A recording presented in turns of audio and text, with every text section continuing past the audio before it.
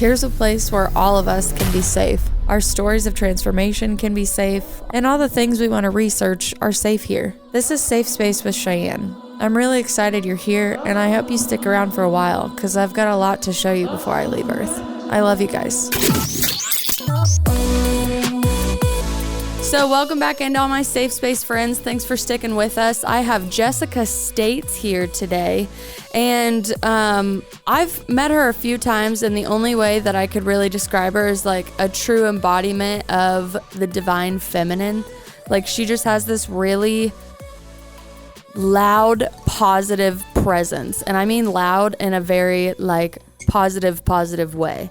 So I was looking through your Facebook before we even got on here, and I found a post that your friend wrote about you, and I just wanted to read it because I think it sums you up perfectly. So Sterling James wrote on April 15th, "Today we celebrate the one, the only, the glorious golden goddess here, Jessica States, as she celebrates another successful navigation of the sun. Jessica is truly one of my favorite people, a light unto the world that spreads happiness, joy, and positive manifestations wherever she goes. I always love crossing paths with her and make it a point to make sure that everyone that I love has a chance to share in the joy of knowing Jessica. Here's to you, you golden goddess. You keep shining bright and keep glowing as we go around the sun one more time." Isn't that just lovely to know that you have friends just speak so highly of you? Yes, I told you I was going to cry, so we're going to start this crying. Woo! Doing it right. Yes. Happy tears. It's overwhelming sometimes, you know? No, I get it. Sometimes I cry, and they are happy tears, but I'm not really a good crier, I guess you could say. I'm learning. This is one of those things that when you said divine feminine, you have to learn to cry. I mean, they do. The vulnerability in it is one of the toughest parts for me, for sure. I mean, feeling safe and just valued and understanding that when you're vulnerable that you can still be loved even in like your worst exasperated dramatic lioness times. I mean, like, I know that like the divine feminine gets a lot of like play on like love and light and embodiment and standing in your power, but there's also like a warrior and a almost like a manic to it that you get when you get to that like high frequency, right?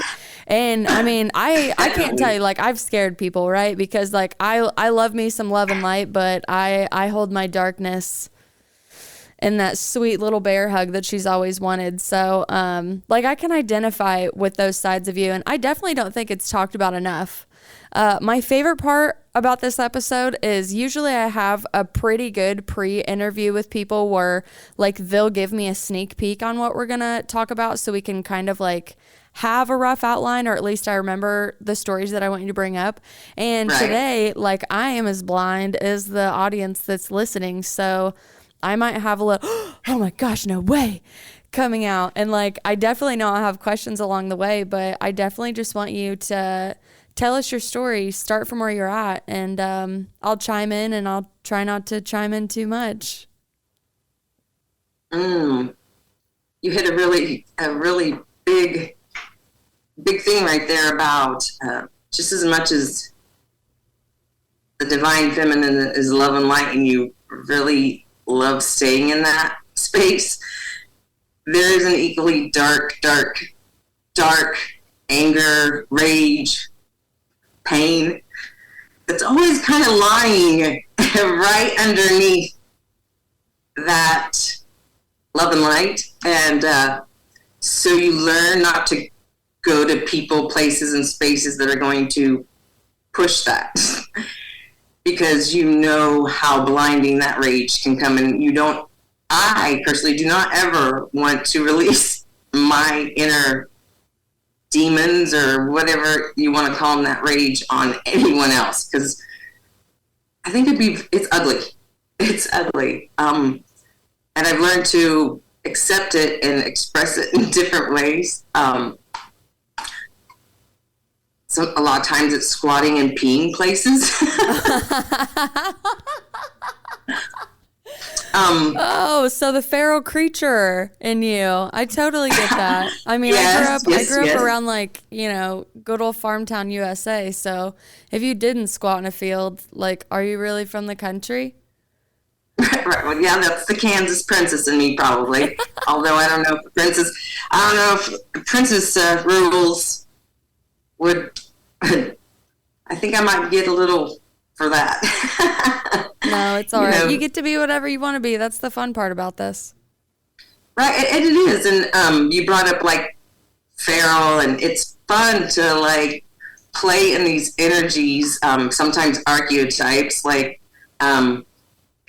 I think that there are so many people out there looking for love and acceptance. So in that, it's kind of going into that they, them, and she, her, and it's a very, being very open about it, and then also finding the humor in it, because as I transverse through a child who is a they, them, and the feelings that come with it, sometimes, it's a lot, and it's painful for them, and so I have to laugh, and one of the things I said was, you can just address me as your highness, because you have to find that, like, fun underneath the feral. Yeah, for and sure. The pain and the balance is it is attainable, but it is definitely rough in the 3D realm. I will say that. I don't speak from a podium at all, or a pedestal, or whatever you want to call it, because I definitely struggle with the balance on a daily basis, but I also have given myself a lot of grace, just like you have, because it's all a part of your journey.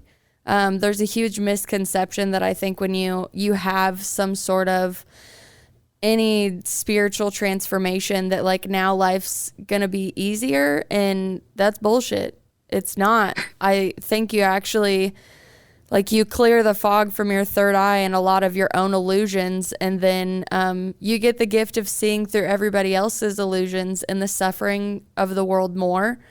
And that leads me to sometimes be socially awkward. And I have RBF sometimes too. So, I'm sure that there's people who would meet me and they were just like, she was a dud. Like, she didn't talk. She just stared at everybody in a room. But I also believe I was a dog in a past life. So, like, if I was a golden retriever just sitting in the same room, everybody would love me, So it's just like, take it easy. Like, I can't always just walk into a room and be like, hi, everybody.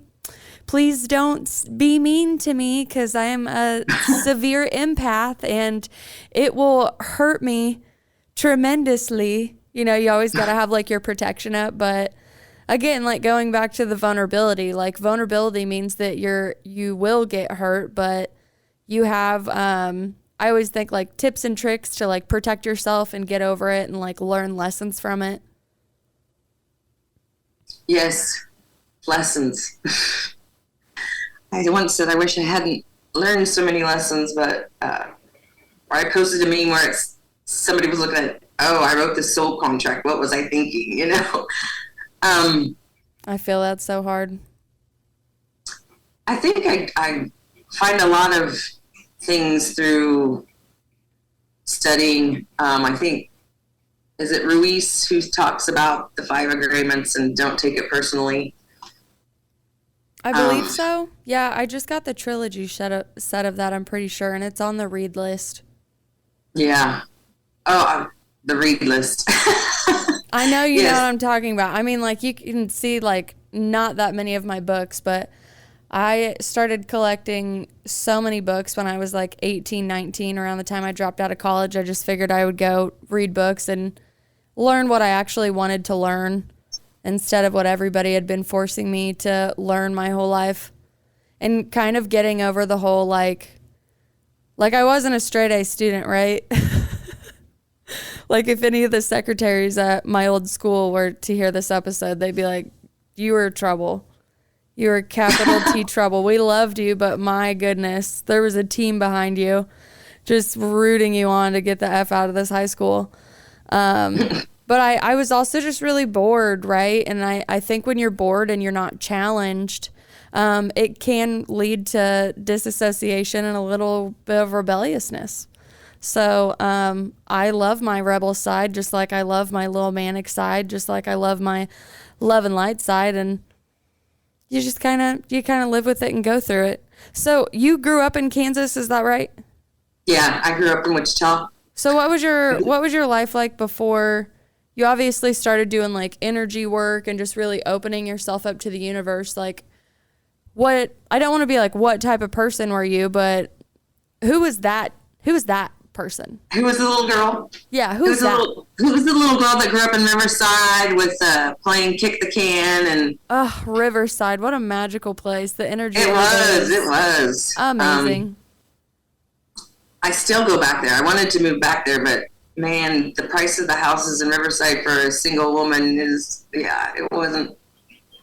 No, I just recently moved back to Wichita. I lived in Ghana for a while, but yeah, it was pretty magical. I mean, there was a darker side as well. I mean, just family trauma and my own, that's when my trauma first started with a cousin sexually abused me, and I didn't tell. I mean, I didn't understand. Just about everybody else. I didn't tell. I didn't understand. There's a lot of shame that comes with that, like embarrassment, shame. How did it happen? Why did it happen? Could I have prevented it? Will they believe me if I tell them? And then the fact that it's like, air quotes, family, you're just like, well, this is going to make Christmas awkward for fucking ever. Like, there's just some weird victim state that I wish that would be talked about more so people moving forward knew how to, tell the truth about it. But, like, my heart goes out to you for that because I understand, like, the shame and sexual assault, how you're just like, even if I report it, like, what happens then, right? Well, and I don't even feel like I was aware of all of that at that age. I do feel there was a shame in it. If I hadn't, I would have told, I'm sure. I don't know. It's very interesting to go back and try to feel what I was feeling at that time. And it's really tough because I've learned a lot. But, I feel like that family moved, like, out of state, and things just kind of went back to, like, playing softball, neighborhood kids, bicycle riding, going to Sims Park, going to school. My parents kept me involved in sports, which, in some ways I'm very, very happy they did because that taught me teamwork. It taught me how to practice, showed me what practice will do for other areas of my life. And there's also another whole deeper, like, understanding how it's evolved to now. I'm like, oh my God, like, sports is too much now to me. I mean, I don't watch sports anymore, and I feel kind of guilty that I'm like, I think it's taking just it a whole other level. Yeah, definitely a part of it. Well, I played in schoolyards to begin with. And now they built the complex as I was growing up, but, and then high school was pretty normal. I mean, I got bullied, pretty much had the same probably traumatic times that most teenage girls do with not understanding my worth and, the self-esteem problems and feeling fat and I don't know. You know how teenage girls are. And I think we still carry that as we go, and we're learning, And then I had another strange time. I got into college and I got pregnant, and that created another whole family situation with, I ended up giving that son up for adoption, and how old were you when you did that? Yeah, created a whole of grief. Yeah. How old were you? Sorry. What's that? How old were you? 20. 20. Okay. But that was a whole nother, like, family situation, where I wish things would have been different and communication would have been different and affection would have, like things wouldn't have happened as they did, but they did. And I learned, and, it kind of sucks because it's kind of that, I feel toxic positivity sometimes and maybe gaslighting myself saying, oh, there was a reason for it. And there was, but it also hurt. If that I think makes anybody sense. in that situation can say that they felt that. Like, it's a part of the process, right? I don't think there's a right or wrong. Like, you still had the child and gave it up for adoption, or there's other options that you can do too, and I don't think any of them are bad. I'm a really big my body, my choice, and your choice was to give that baby a better life than what you thought that you could give it. And I don't think that's gaslighting. Like, for me and my perspective, I think that's noble, especially at 20. You don't know shit at 20, right? And then you have a baby. Like, yeah, I 100% believe that anybody in that situation goes through the same thing. And whether you realize, like, decisions like that, they're going to stick with you the rest of your life regardless. Like, it's going to be one of those things that, like, cycle through your mind. But I think that's just a really big lesson on, like, forgiving yourself for any bad feelings that you could have at the time. Right. Yeah. Yeah, well, there's a lot of feelings that were directed towards family members as well for that time, just a lot of anger. But then I don't know that was like the culmination. I feel like the culmination of all of it sent me down a path where I don't know, I was trying to save people, which really I was trying to save myself, I guess. I don't know. I was going to love people healthy. We were gonna build a new world of love together, So those were my relationships, and they ended up being traumatic and abusive. And could you relate any of that to, obviously, like, life lessons, karmic cycles, past life trauma, inner child trauma? Like, all of it interconnects at the end of the day. But it does. Have you given yourself enough grace to realize that, especially, like, a lot of the repeating habits and relationships are due to a lot of karmic cycles? I have, and I feel like recently I've been learning to let go, and it's time to change the karmic patterns because we know we can. It's just a matter of continuing each day and step, and sometimes you find yourself back in the pattern and sometimes you don't. It's like this balance. Well, I've always found that, especially with, like, any new habits, like, for instance, like sitting on your yoga mat and meditating and doing your breath work, and the peace and tranquility that can just come over you in those practices. And then you're like, oh, okay, well, now I have to go out into the world, and, today I'm going to walk in peace, and, I'm going to just give everybody unconditional love. And then, living in Wichita, you get on Kellogg and the car doesn't merge over for you. And you're just like, come on, like, direct experience is definitely our best teacher. But as far as, like, integrating the version of yourself that you want to be, like, you're going to come up on ways that that new self has to be tested, and that new pathway definitely has to be, put to the test, just so I don't ramble on forever. But you're speaking, like, I know we have a completely different story, but you're speaking a lot of the things that, in, like, 4 years ago when I started my transition into being who I truly know I am and want to be, I still come up on shit all the time, and I'm like, oh, this is not who I want to be. This is not how I want to act. Affirmations save my ass hardcore now because I've been practicing them. And one of my favorites, in moments like that, especially where, like, the ego comes out, like the dark feminine, like, all the sides that you really don't want to portray yourself as anymore. I'm like, I am asserting the mastery of my real self. I am asserting the mastery of my real self. I am a peaceful soul. I have a peaceful mind. Love, love, love, love. Love, love, love. Love, love, love. Just keep going. And yeah, there's some days where if you want to use the word fail. You can be like, oh, I failed today, but it's just like, no, you had an early attempt at success. And I think that that goes a long way at nurturing not only your conscious, but your subconscious to understand, like, again, these are all a part of our path. Like, there is no right and wrong. There is no good and bad. It's just a part of every part of it. But I totally get everything you're saying with that. You're just like, oh, I was a bitch to the lady at the grocery store today for no reason. Damn it. Damn it. Yes. Or, I'm definitely being tested. Where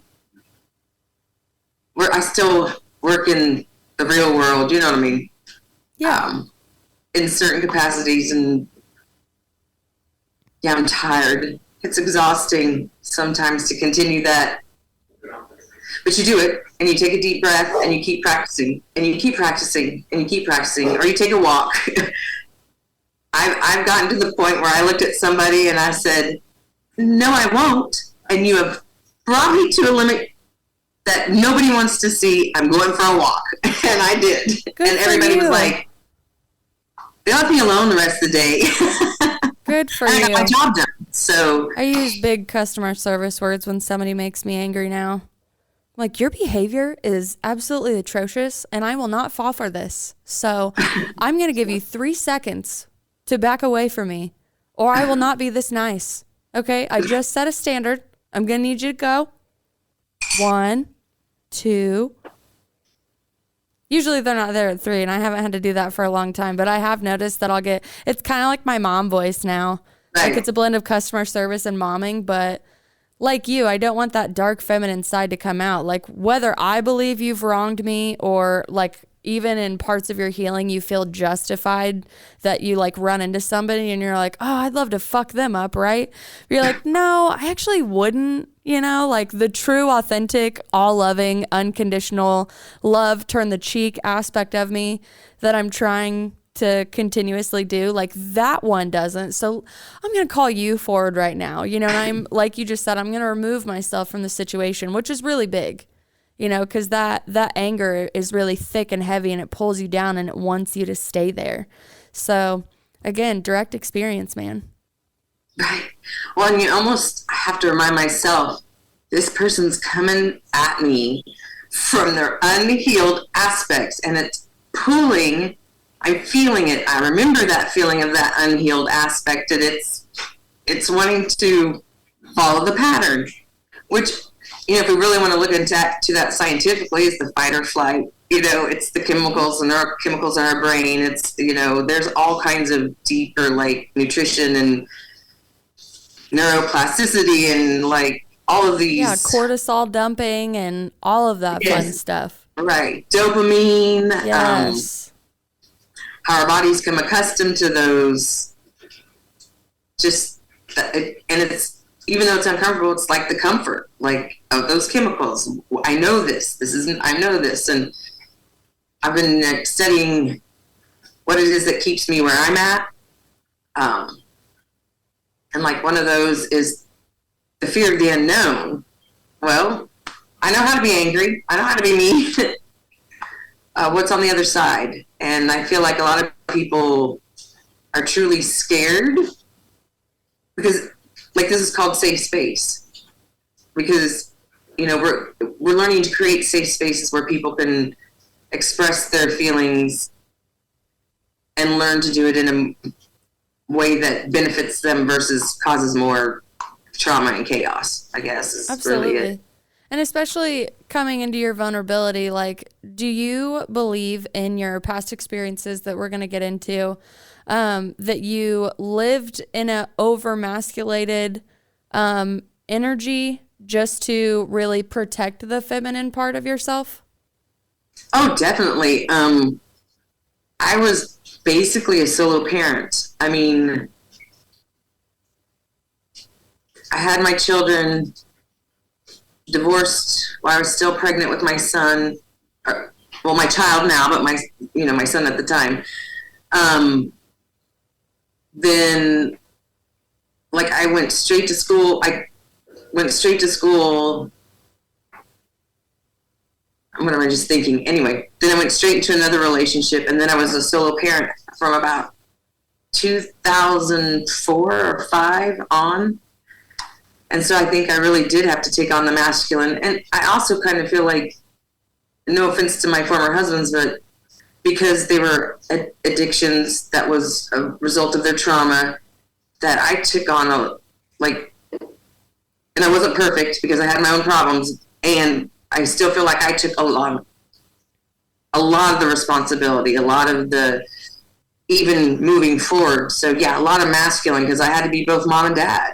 And it was hard to be vulnerable when the wolves are at the door wanting the power money. You know what I mean? Yeah. So sure. Very masculine, protection, pay the bills, support, provide. So when did you come into, really nurturing the feminine in you and like having the realization, like, I haven't been safe for a long time. Like, I didn't even know that I haven't been safe. Like, I've lived in kind of a fight or flight fear state. When did I know we're jumping ahead, but when did that healing process finally have you stand in front of the door of your feminine, and you had to just kind of really rather look at this vulnerable but also like broken woman that was like, no, don't come near me, you know? I've been hurt. I am hurt. I'm broken. Can't be fixed. You know, all the things we have when we first find our feminine. I feel like she just developed over time through lessons. And I was very lucky. I have an aunt who practiced Wiccan and very much about the goddess. And so she introduced us, because I have 2 sisters, very early. And of course, growing up Christian, I don't think my mom minded, but that's another story. But so I think I always knew. I attended like Gay Goddess gathering in Tocanoxie, Kansas, several times. When did I actually feel she came online and said, hey? Probably about 2018, when a relationship ended and I realized how much I'd been putting into it, and wasn't that he was a bad person or abusive or anything like that. It was just my needs were not getting met. I wasn't able to communicate them. I was on a different spiritual path. And so I found and then empty nest. So I found myself alone with myself, and it was kind of like, oh, okay. There's nobody around. Let's not bring anybody else in, because I've got to learn about me first, because I gave away so many parts of myself throughout the years. About 2018. Still feels really fresh. It is still really fresh, I feel like. It is. There's always been the spiritual path, starting with reading the Celestine Prophecy, or even Dan Brown's, what was that book? Where they kind of give you a different perspective on Jesus and Mary, and you're like, what? Like, here's, what? I wish There's you knew another the way title of of this. thinking I'd about write it this? down.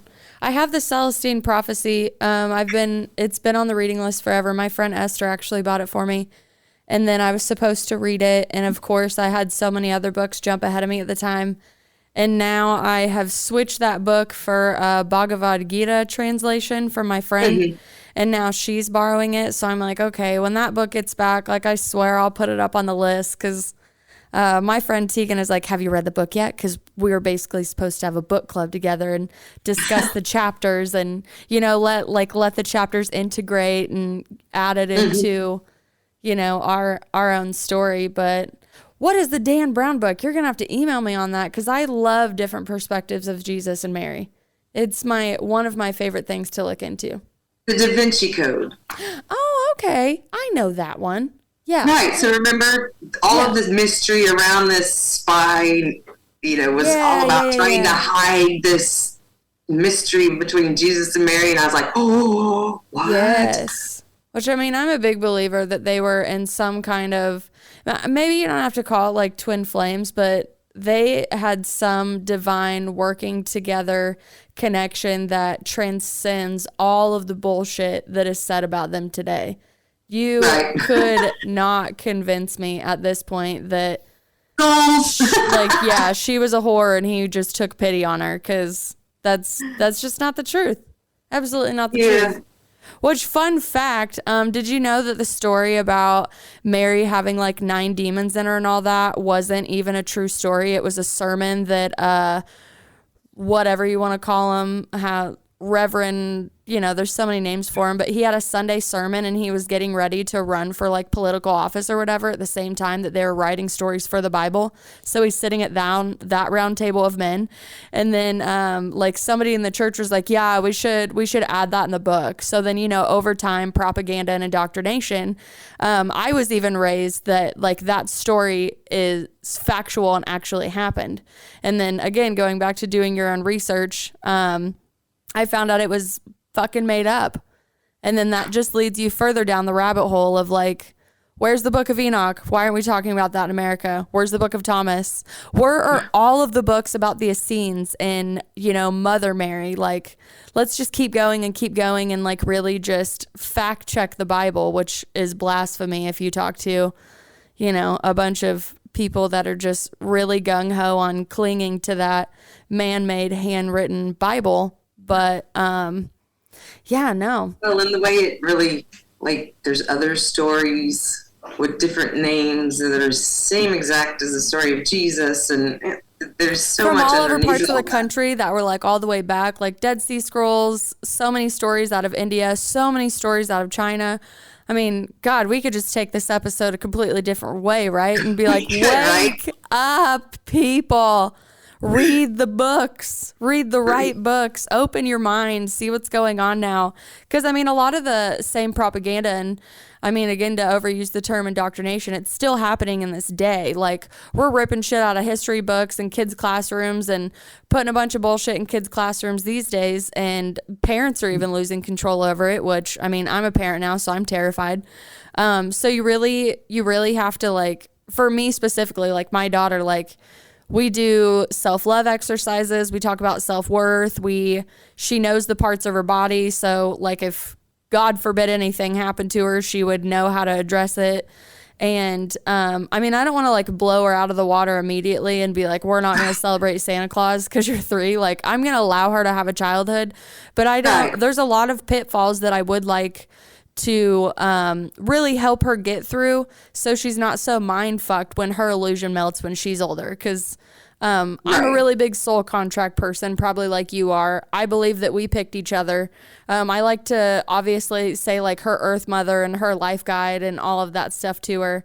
And I know that she came here for her own purpose, so it would be messed up for me to write a program for her and then only give her love based on the fact, like if I was like, I think my daughter should be a lawyer. And she's like, oh, I would just like to, I don't know, go do whatever. Like maybe I want to be a painter. And I'm like, oh, well, now I can only give you spurts of conditional love because you didn't follow my parental program. And I've seen that a lot. And that is what I've seen a lot, especially like in my generation of people growing up. The parents are really like, I need you to be successful so I can talk about you. And breaking away from that, I was lucky to have really loving parents that knew from the beginning that I marched to the beat of my own drum. And I feel like just hearing a little bit of your story that's the way that you were. I know that you said you bullied and picked on and all the issues that girls have growing up. Moving forward, like understanding that those were also my issues, I was like, I don't want to pass this on to my daughter. I want her to understand who Jesus was, but I also want her to understand that his name was changed. Like let's get into Yeshua and Yahweh. Like how far back are we going to go?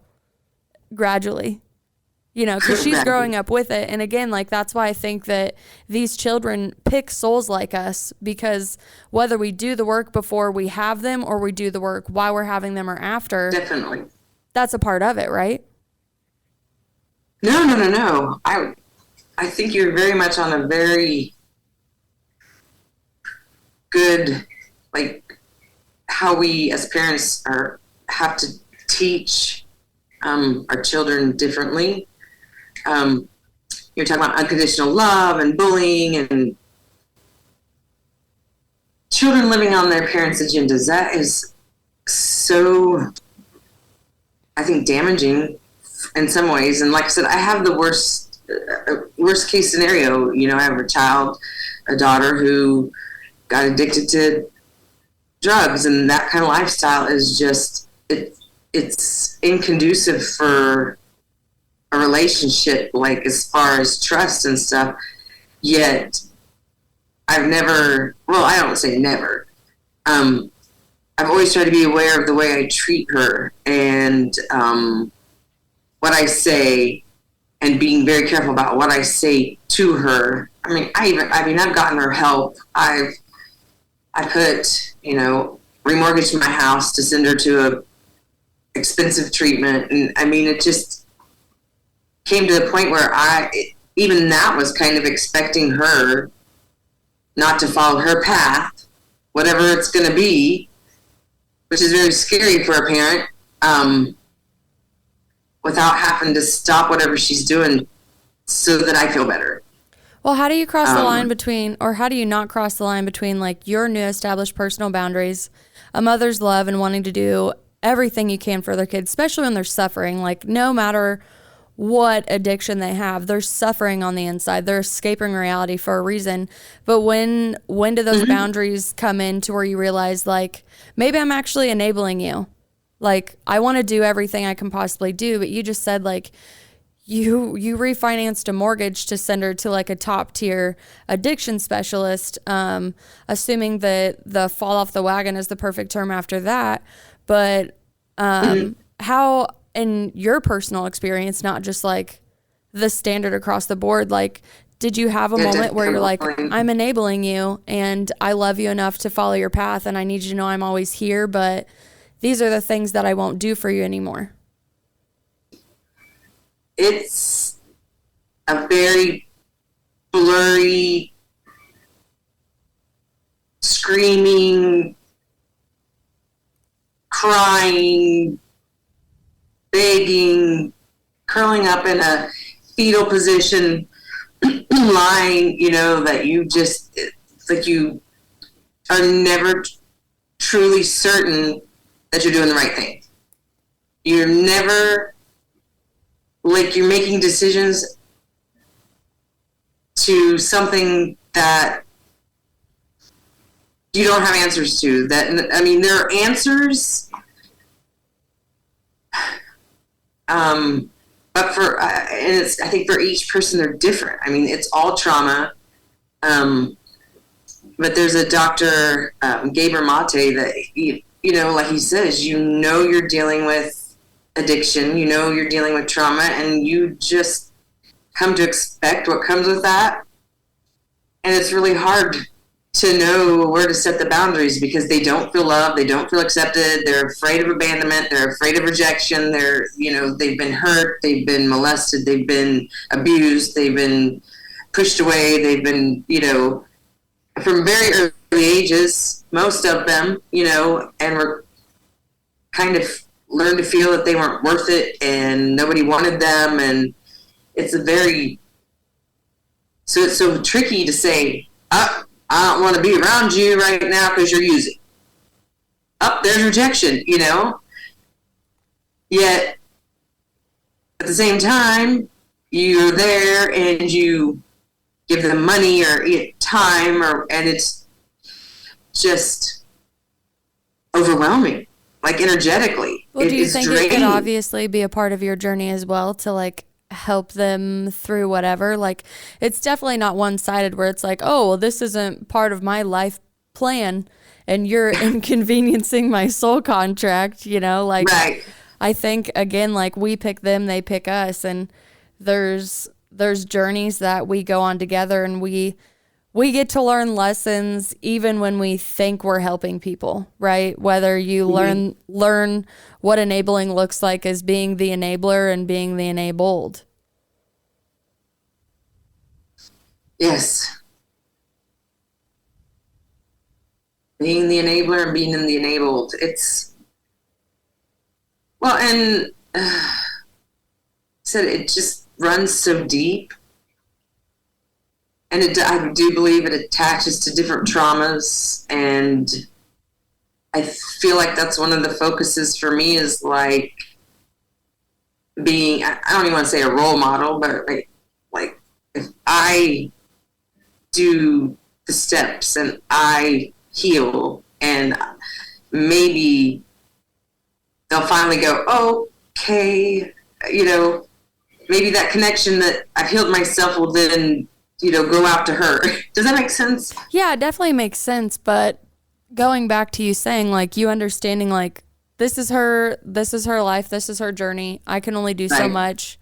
And I mean, yeah, it's muddy waters no matter what. My daughter's 3, and I know, like, I grew up in a small town, and now I'm raising her in a city.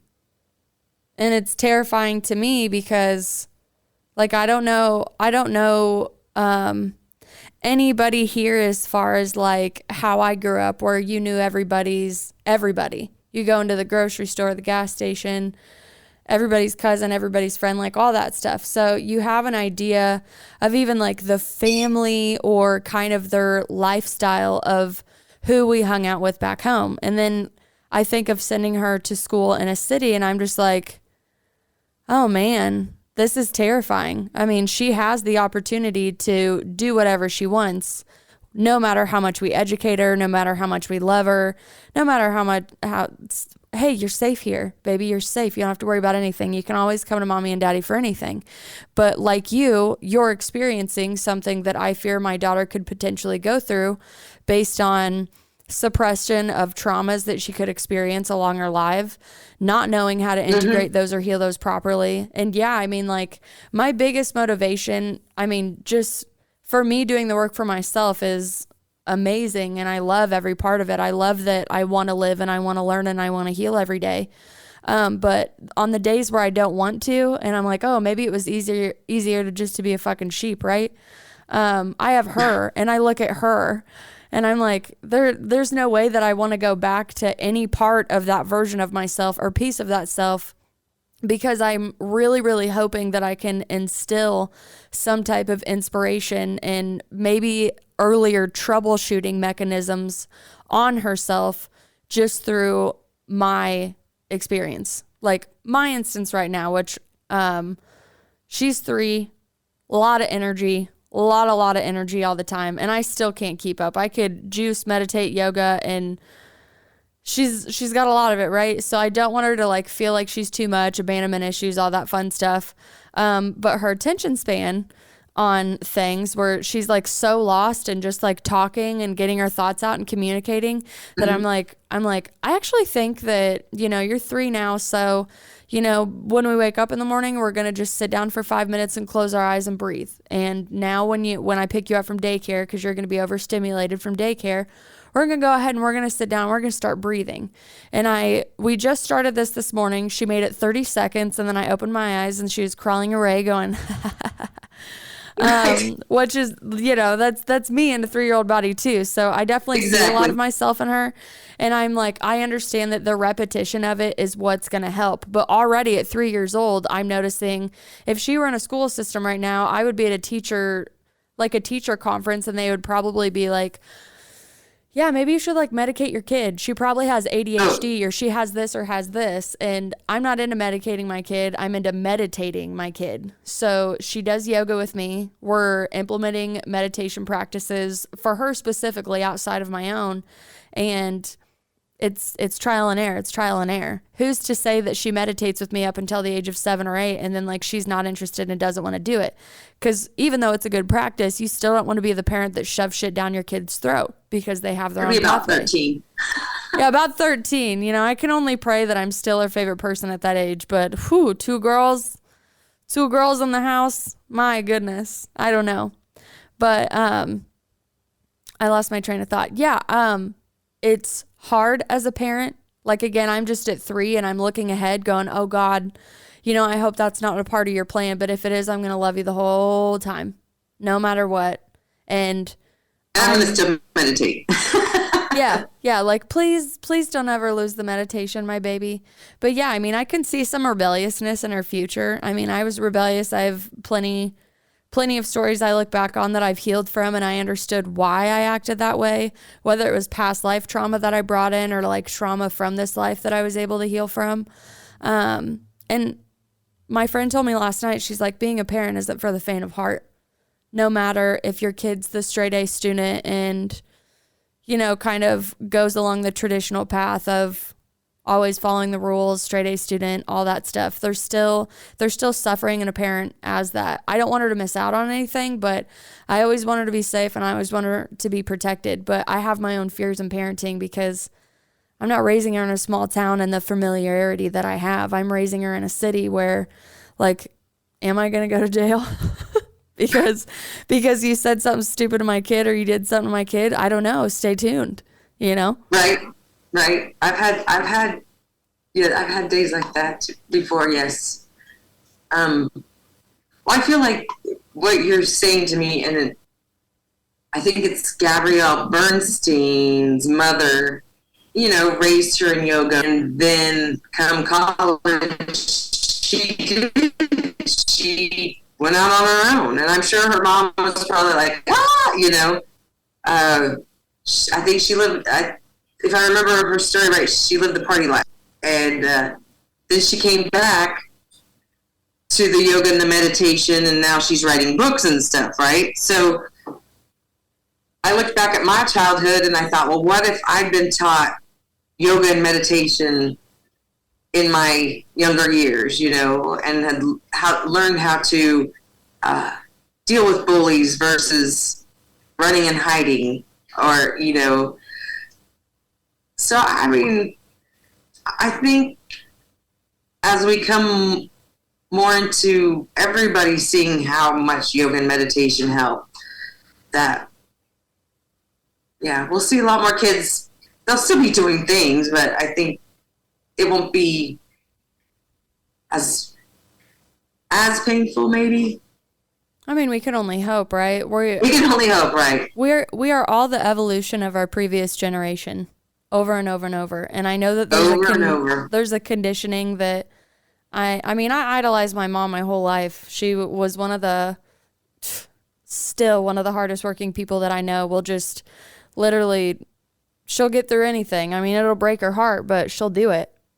And I remember, especially starting my own healing journey, that I was just like, there are just things that I don't want people to tell me anymore. And I don't want people to tell me like, oh, you're so strong.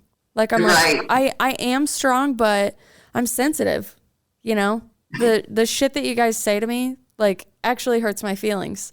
And I don't tell you that because I don't think you give a shit. I think that you're also so used to having your feelings hurt from people in your circle, in your family, everywhere, that, I mean, moving forward, I really do try to say it in a nice way, but I guess the triggering terminology is what I would say. Like, I still get triggered easily by people in my inner circle, which is crazy because you go through life and you're like, oh, like, watch out for strangers and watch out for this, and you know, there's all dangers in the world, but at the end of the day, like, the people that really do hurt our heart are our friends and our family the most. And it's because of how deep our love goes for them, which truly I believe is unconditional. But navigating life, I mean, you always just got to sum it up to life lessons at the end of the day, like whether it's good or whether it's bad. But it's tough. It's tough being human. Just like you, I was like, I packed a lot of stuff in this contract. I hope it's my last one. Like, I hope it's like my senior year, right? And like, that's why there's an influx of soulmates in my life and just an influx of just like really fast lessons. And, you know, Right. Yoga and meditation, again, have been wonderful for me. But like, I found it in 2013 and it became a regular practice on and off. Like, sometimes I would treat it like a sinner going back to church. I would just be like, oh, you know, let me go back to the mat. Let me go back to the mat. And then I would do it for a couple weeks and I'd be like, okay, I'm feeling good. Great. And I would just take that new energy that I had gotten, assuming that since I didn't maintain it, that I could just keep it. And then back down to where I was. And I'm like, son of a bitch. Like, okay, like these things should not be optional in my life, right? Like these are practices to help me attain the energy level and the frequency that I consistently want to be on. And real life gets in the way, right? Like we can't all be gurus sitting in an awesome temple somewhere just hiding from the real world, because we all have other contracts to fulfill. But yeah, like I said, being human is fun. It is. I keep talking about going back to the cave. Go back to the cave, you know. It is. You remind me of you, like, I don't want to be called strong anymore, but which kind of went under a deeper kind of the underlying, like you said, you don't know what I've been through to be strong or what I'm going through. Because sometimes one, do we feel safe to share? Second of all, do we want to overburden somebody with how much is going on? And it just reminded me of so there's a women's group in Wichita that just started, and it reminds me of one of the women was talking about her body journey, the journey with her body, and how she would eat like the peel of an apple in the morning, and then the rest of the apple in the afternoon, and then maybe like a small snack and go run 6 miles just to have the body that she had, right? And people would be like, you look so beautiful, you know, and she's like, really? I'm killing myself to look this way. Like I am dying because I'm not getting the nutrition I need just so that I can look this way so people can tell me you're beautiful, you know? So kind of the same way with strong, it's like you don't understand what's going on behind the scenes that are making me this strong. And yes, it is a compliment in some ways, because being strong gets you a lot of places. And it also, I've been kind of learning everything has the two sides, you know, but it also has the right under the surface is what's pushing that strength. And sometimes you just feel exhausted. Like, I've been lifting weights for 20 years now. I'm tired. I don't want to be strong. Yeah, I don't want to be strong anymore. I want to be soft and vulnerable. Yeah, I want to be. Yeah, I want to rest. When I was just thinking prior to getting on this call, I was thinking about that, about vulnerability and wanting to be soft and wanting to be safe and wanting to just feel like I could lay my head on somebody's shoulder, you know, and they would understand. And I think they're out there. But it's back to the protection, back to always protecting myself from, you know, the other shoe that's going to drop, or so learning safe spaces, learning what it feels like to be with safe people. Well, and especially listening to your own intuition about it too. I've had some hard lessons just, like probably in the last 6 to 8 months that they were scenarios that, I mean, had been played out in my nightmares. And I denied my intuition a lot of the time in a lot of the relationships that I were in. And these are just friendships, right? And I love like my friends. I do love strangers. I do love humanity as a whole. And I feel myself going back to like the gullible childlike state that I was before like the world got me. And again, like being vulnerable, right? So vulnerable, you can leave yourself open to people taking advantage of you. And it was the first time in like a long time that I'd really felt heartbreak, like true heartbreak. Like the last time I had heartbreak was probably like a boy, right? But I had never really had like a friend like take my heart in their hand and crush it in front of my face and then portray it to me that I had deserved what they had done to me, like any step of the way. And I sat with myself and I cried and I journaled and I did yoga and I really tried to get out of that dark pit that I felt that they had really put me in, because I was just like, I'll never to this day understand why you did what you did. And I went back through the last however many years of our friendship, and I think of how I loved you and I supported you, and I gave up so much of my time and my energy and my finances, and I did so much that I was like, oh my God, my heart's broken. Like my friend, this person that I thought was my friend broke my heart. And like you, I'm like, again, they're reacting from their own trauma, their own whatever they're going through. And I know at the end of the day, like no matter how much I loved her, it was never going to fill the void in her heart where she didn't love herself. She could have, she inspired me in so many different ways, but I also think about it to like, kind of like the first love story where you date this boy and you want to be with him forever, and then the relationship goes on and your relationship ends because he turns abusive. And you know what I'm saying? So like, it's just like, well, like I learned a lot from you. You inspired me a lot, but how you decided to end everything, truly kind of traumatic on my end. I'll do my own healing. No blame, no victim mindset here. But you kind of killed the magic, you know? You didn't have to be that way. And I think there'll always be a part of me that like wonders why it had to happen that way. But hindsight's 2020. I have so much gratitude that that contract is ended, null and void, and I don't have to move forward with any part of that energy in my life. And it reminds me of like a quote that Elon Musk's mom said to him one time. And she said, you never really want like jealous people in your life, because while you're busy looking at them like friends and family, they're looking at you as competition.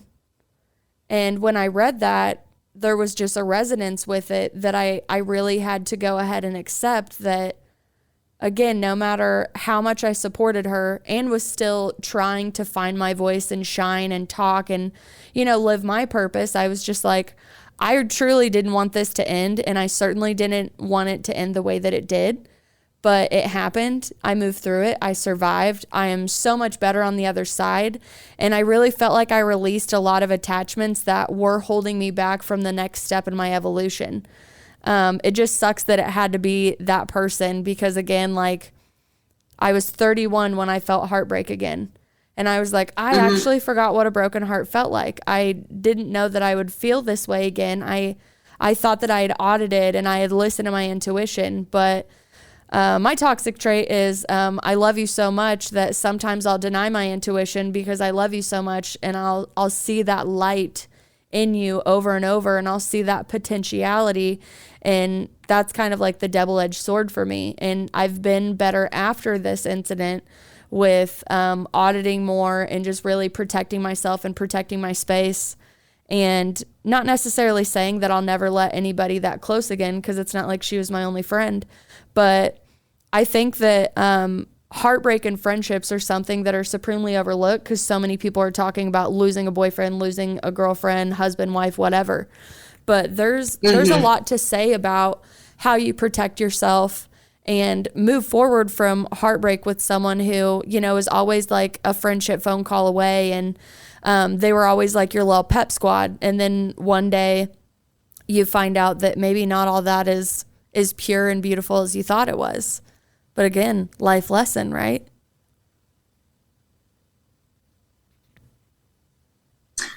Yeah, I find also that like as we grow as individuals, as we grow spiritually, as we grow, sometimes people that we have had in our life for so long, it hurts, and you know that that's an attachment that's no longer serving you. It's like actually hurting you, and there is a grief process, I feel like, for following sure. it.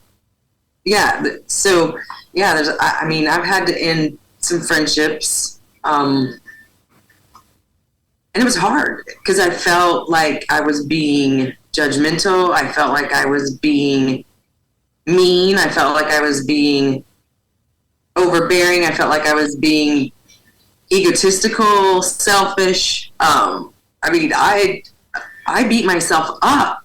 I also knew that when I was around, and it wasn't, I find this, I use this more now in my life, that it kind of came to this understanding, is that I would feel drained. I would just feel so tired after spending time with them. I would feel just wiped out. Like, I felt the same way, especially towards the end. I didn't react on it though, right? But you have the notice and the awareness. You're like, I love you so much, but every time I leave you, I feel like I'm dying.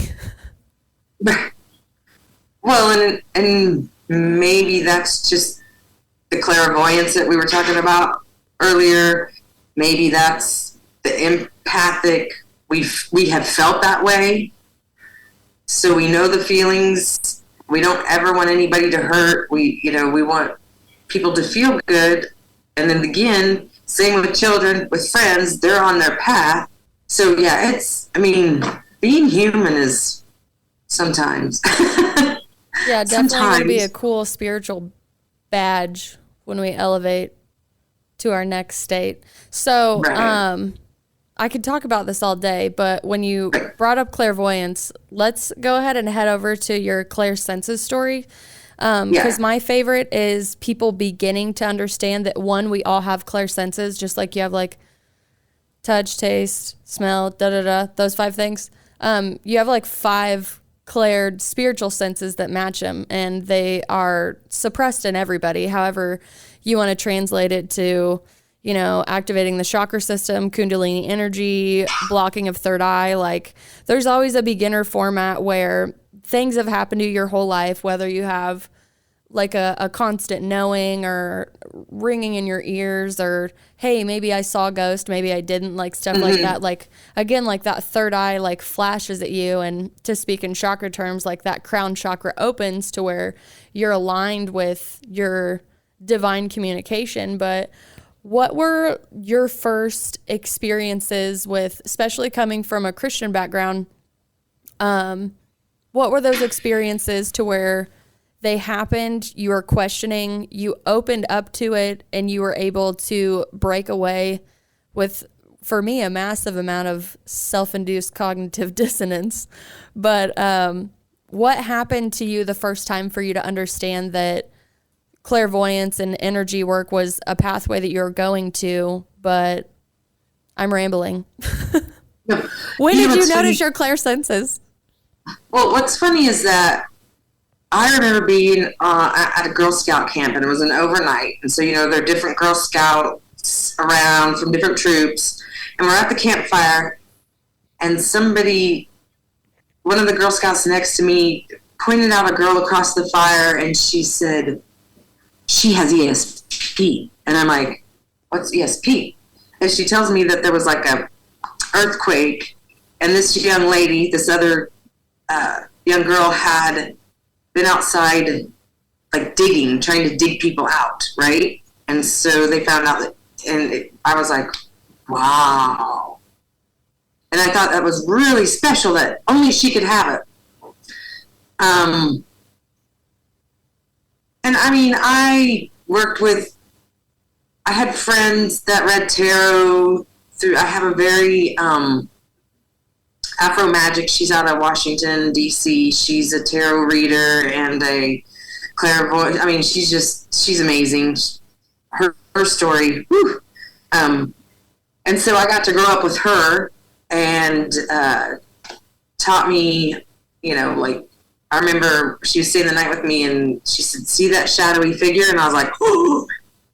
And I think I kept suppressing those back down, because even in my job as a mental health nurse, I mean, they see this as mental health issues, like, if you're saying. And so I think I'm still kind of on this, like, is it a mental health issue, or what's going on here? Yeah, is it a psychosis, right? Do I just need to go get a pill and talk to a behavioral specialist? Right. So I remember, though, when I got pregnant the first time at 20, I remember after the intercourse, I was driving home and I was like, oh my God, I'm pregnant.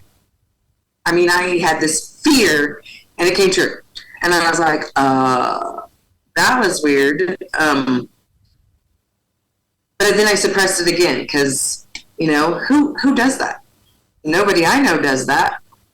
Well, my friend in Washington, D.C., but she's in Washington, D.C. We don't have a lot of contact. So she got out of Kansas for a reason. So, I still question, like, one time I went to Florida and I was on vacation and it was very emotional and there was a flood in Kansas. It flooded my house and I was like, did my emotions, like, flood my house? Like, is this, and then I was really angry one time and I had a house fire and I was like, what is going on here? I mean, like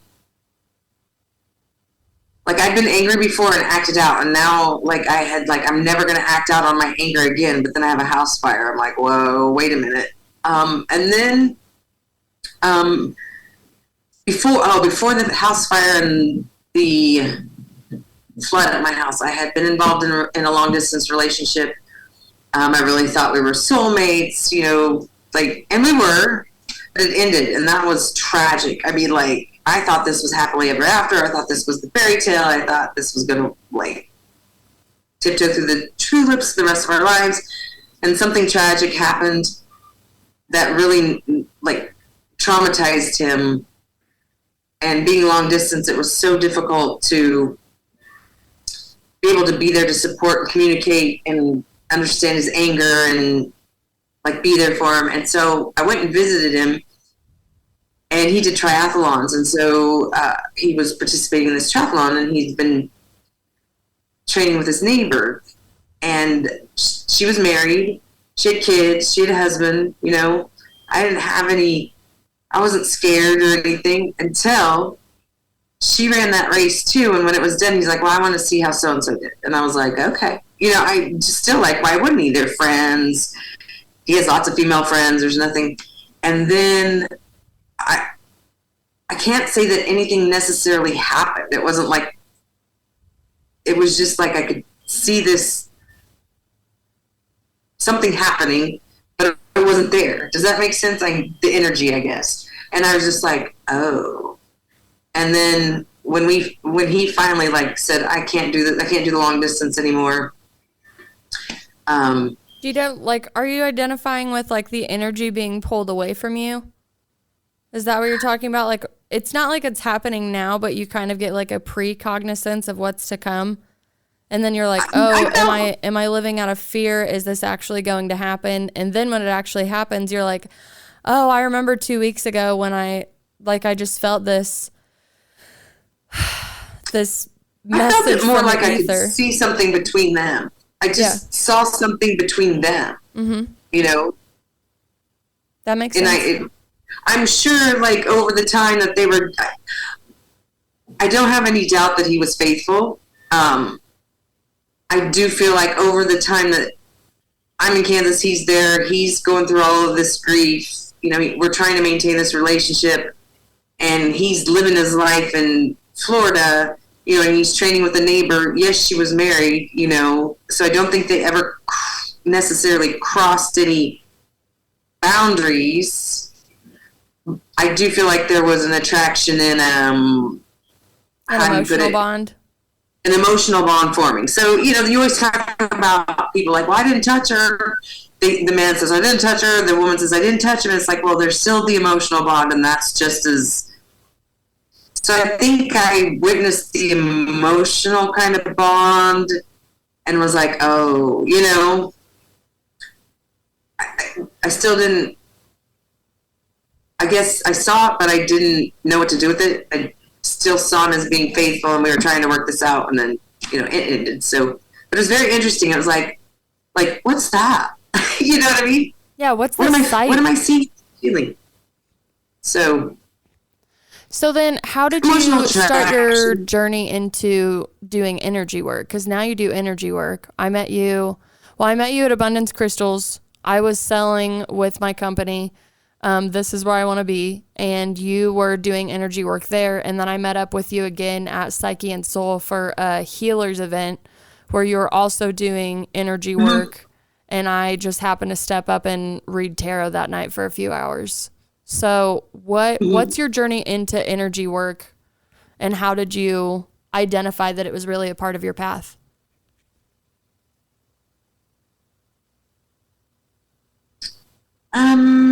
Gosh, that probably starts, again, it's been a journey of like first being introduced to it, like The Secret and What the Bleep Do We Know? And it even mentions it in the book that I mentioned before, The Celestine Prophecy, like the auras of plants and the energy between people. And then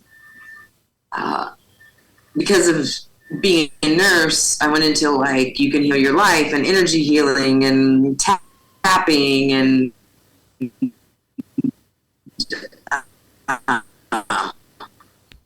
I just was looking at creator realities, and as long as I actually went to I believe it was 2011. I went and had I was tuned into Reiki 1. What I found, though, is that it was a Saturday. It was I don't remember how many hours, and then I was open to Reiki and let go. You know what I mean? And I was like, now I understand what happened. You know? And so here I am running around, attuned to Reiki, open, not really understanding what I just opened myself. And watching how manifesting worked, I mean, physically, also through healing myself, and learning to trust it. Again, going back to that, is this just crazy? Am I like, do I have mental illness? What is going on here? To really step in and accepting, hey, there's multiple, infinite possibilities around the universe. So why not this? Why wouldn't this be true? Then I studied with Jennifer at Psyche and Soul for a year. And then I feel like I'm just trying to find exactly where I'm supposed to be now. You know? That makes total sense. I'm actually studying with Jennifer right now. I have a 4-month course, and like I'll tell people like, yeah, I'm studying Reiki, and I think just to see like what their face is, whether they even know what it is. And if you're like, oh, it's energy work, then you can kind of see like where their beliefs stop. They're like, oh, okay, you know, because it really is like spirituality as a whole is a saturated market, but Reiki is a supremely saturated market. And I've always enjoyed sitting in front of multiple practitioners, going and seeing multiple practitioners, learning from so many people, and then really taking what's for me and then setting the rest down and realizing, you know, not everything they say is for you specifically, but there is something in the lesson plan. And so like she does like soul journeying, quantum, it's not quantum touch by any means, because I definitely plan on taking that too down the road. But I mean, just to keep it like super grounded for any like beginner, like for me, I always had to bridge the spirit and science of it. I really struggled as much as I wanted to believe all the spirit immediately, right? I needed some like kind of science behind it. And I know that there was a faith in it through it all, because I had been exposed to just like paranormal activity growing up. And when I looked at like the visual light spectrum and what we can actually see with our human eyes and what's actually out there, and hearing the quote that like we can only see like 2% of our reality. And like even like say if we could put these glasses on that show us just like the bacteria that's all over, you know, that's like thriving and keeping the earth going, like we would all be disgusted, right? Because you're like, oh, I have a clean house, but it's like, oh, well, with your human eyes, it looks clean based on this perspective. and you kind of you grow from the visual light spectrum, you grow from the belief in not ghosts necessarily being so far away and up in spirit, but it's considered the fourth dimension, where like not only ghosts, but like reapers and all of these other different entities that we think of more as like horror fantasy characters, right? And then when you really want to go down the rabbit hole, you get into dimensions and extraterrestrials and for the longest timelines and timelines and quantum leaping and like true, like at the end of it, like you truly understand, it really is the choices that you make every day. And I mean, one of the dramatic things then is just like I had a friend pass away when we were younger because he went to a party and he drank and he decided to drive home because like you're on the country roads, right? And he didn't make it home. And I mean, I guess you could say it was a factor of distracted driving and drunk driving, but you always have to wonder, like, what if he didn't drink that night? What if he just went to the party and drank water? Like, would he have hit a deer and overcorrected and still died? Like, there's so many choices that we can make in our everyday life where you can go out on a Tuesday with your friends, you don't drink, and you come home and maybe somebody else who decided to drink and drive that night smashes into your car and you get severely hurt or you die. You know what I'm saying? So when I study this, especially because I came from a Christian background as well, my goal wasn't to disprove God and disprove that Jesus didn't exist and disprove religion as a whole. It was for me to understand what we're all doing here, trying to make sure that when you go down the rabbit hole and like dark night of the soul, so to speak, that you don't get stuck in the fact that you feel like it's all meaningless, because I don't think it's meaningless. I just think that's a part of the process, is understanding like your ego has to evolve so far. And then when it does, like that's kind of when you're stuck, come complacent and mundane and you're in that rut. And I think that's the spirit tapping on you and being like, there's more out here, but you're going to have to open up. Like you're going to have to do your research and understand. So I know that a lot of the classes and research that I've done over however many years, I don't have a count on it. It's brought me closer to God, but I'm comfortable with calling God so many other things. And I don't necessarily think it's a man up in the sky that's going to judge the shit out of me when I die. I'm open to a lot of Dolores Cannon's work. I'm open to all of her hypnosis with the theta brainwave states and understanding past life trauma and karma and how to really like accelerate the soul evolution and ascension. And a lot of the things that I believe are from my own direct experiences in my life. So like having this platform be not only a safe space for the guests, but it's also a safe space for me as the host, because I'm just now coming around to a lot of my own truths that I experienced and coming into a lot of the gifts that I didn't know I had, but I also wasn't educated enough on them. And trust me, like I just spent some time with my family that is not open to any sort of energy work or anything at all. And I mean, I'm sure by the end of the night, they were probably just like, oh, we're going to pray for her. She's so lost. And, like to each their own, right? Like I'm so used to people praying for me, keep it coming. But there's a freedom in the research and there's a freedom in the resonance of what you find for yourself. And Reiki 1, great, do it, keep going, keep evolving, but don't feel like just because you just took Reiki 1 that you're going to go and be like a supreme master and understand how all the energies and stuff work. Because yeah, you are opening yourself up to a lot of things that you don't understand from a human perspective. But I think that's where I was talking about earlier, like yoga and meditation should not be optional in my life, with the fact that I do energy work. I do oracle readings. I do tarot readings. I have a whole collection of divination and crystals that I use in the routines that I do. And just recently, especially because this is my first like certified class. I actually had a psychic when I was 21 in New Orleans tell me that I was going to be a supremely powerful Reiki master. And in a couple decades is all she could say. And I was like, I don't even know what Reiki is. Like, you know, it was kind of like a novelty thing. Like, right, you're out of town. Let me go here. Let me check out what the psychic says. I'm a little lost because I'm 21. And you get away from the event horizon. It stores somewhere in your brain. I like to say it's in the Akashic. And these things come back to you, and they really do like validate your not only connection with humanity, but your connection with the divine. So like the light worker terminology that people like to use, light carrier, light worker, whatever you identify as, I think it's one of the hardest roles to do because you're evolving rapidly in front of all of your loved ones' faces. And it's kind of like the diet thing where you're 2, 3, 4, 5, 6 weeks into your diet, you're seeing the changes. The weight hasn't really dropped off yet. You're still doing the diet stuff. And like through learning, you obviously like want to educate your loved ones. And then nobody gives a shit.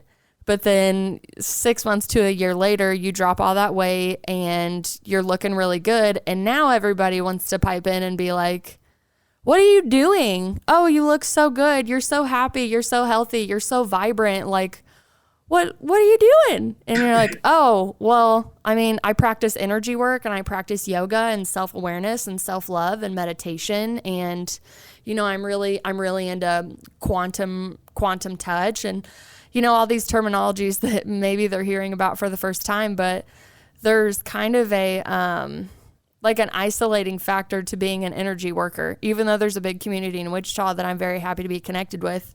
But still, like, I can't tell you how many times I've done Reiki on my husband and he's just been like transformed afterwards, but he's like, what the fuck just happened to me? He's like, I feel amazing, but I don't get it. You know, and I'll break it down. I'm like, there's meridian lines in your body, there's chakras, they blocks, yada, yada, yada. And I'll kind of go through it and he's like, okay, like, yeah. And he's fine with just being like, I just feel better. That's great.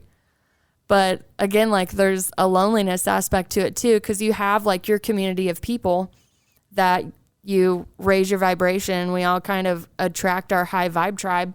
But there's a mourning process of your old self and your old friends and your old life that you have to really release a lot of attachment is what I found. And I don't enjoy any part of letting anybody go because, I mean, personally, I don't want to come back to Earth, right? I'm really, again, hoping this is my senior year. But since understanding just like how precious life is, I really think deeper into a lot of moments that I didn't used to think so deeply in. And I'm like, oh, we'll never have this moment again. You know, right. And it's just like, oh, maybe I shouldn't think that deep. But I've kind of always been a deep person anyways. And the more that I study energy and go into it, it's so powerful. And I realized like all of these energies are around us all the time. I don't know if you thought this, but this is probably one of the reasons that I just shut up and went ahead and started doing the certification with her.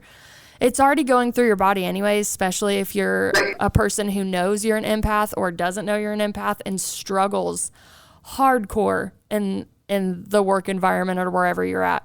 It's already going through you, so why wouldn't you educate yourself on it, right? Because if the energy was physically there all the time, I mean, one, would be going really crazy, but two, like, why does it have to be physical for us to actually believe it's there? Isn't that what faith is about, is where common sense or, right, you know, scientific fact like runs out? You're just like, faith is going to run further than that. Maybe just my 2 cents, but it just makes me I don't know, another long, probably could still go into a rabbit hole with this, but like you said, faith, it's, I know I do a lot of assessments on people with pretty severe mental illness, but one of the things I ask is, do you have a faith? And some of them are like, no. And it's like, most of them either say they're Christian and not practicing, they don't do anything with it, or no, they don't have any faith at all. And I'm like, whoa.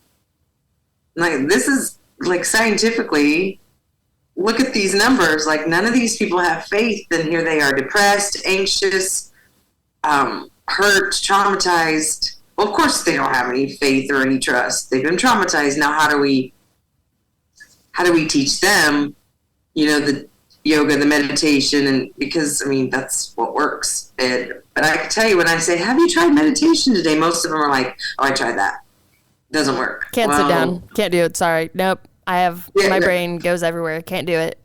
Right. And even this morning I did a small practice. And that was it. When you first start meditating, that's the whole thing. Your brain is going to be, and so it's kind of this double-edged sword. You've got to get through that to actually start feeling the benefits of meditation. And most people don't want to sit with that, which makes perfect sense. They're so used to being traumatized and distracting facing themselves, right? Like the people that just keep moving, either always have something to do or always need something to do, even on their downtime.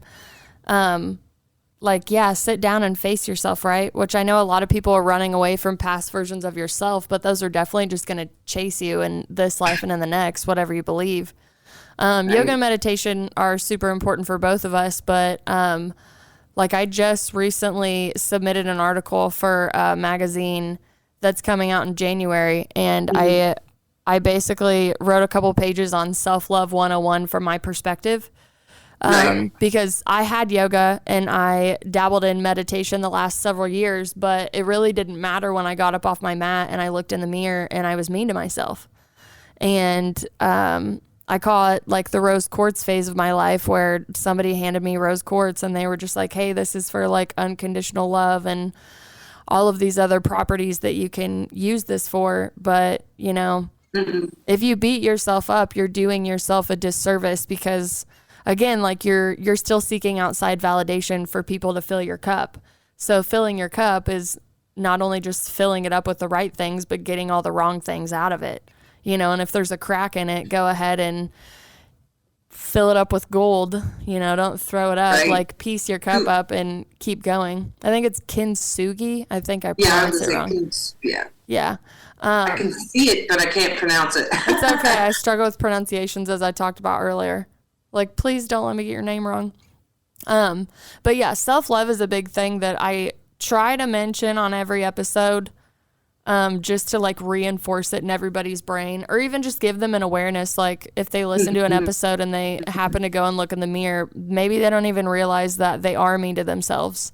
And like, I'm my biggest fan, I'm my biggest cheerleader, and I'm my biggest supporter, but I haven't always been. I bet I'm on like year 4 of my personal evolution, spiritual awakening, Akashic remembering, whatever you want to call it.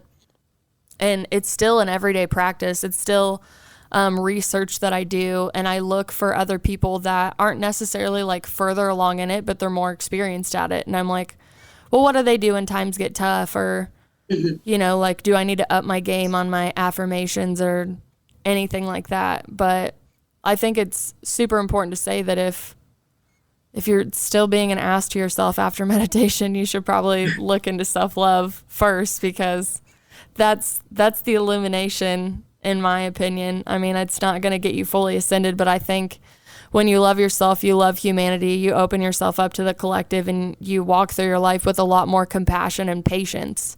And that's what I've found is I had a lot of trials and tribulations where I wasn't compassionate and I wasn't patient. I was supremely jaded, and my dark, empathic personality was like off the charts. I'd rip your heart out and eat a cheeseburger at the same time and just look at you like you deserved it. Just being candid, right? Like super vulnerable with who I used to be. But now, like, I don't want to do that. And I really like you, I want to always work for the light and help people, and within my own energy output and respecting my boundaries. Like, I do want to be that safe space and that shoulder to cry on. And with realizing that you want to be a safe space, you're going to have to audit the times where you weren't a safe space. And that was really hard for me to look at too, is, I poisoned some of my loved ones, and I'm not proud of it, but it happened, and I forgive myself. And for those that I could go back and apologize to, I did. And for those that, will never let me back in, I send you love through the ether. And, self-love will teach you. That's the best thing that I could say.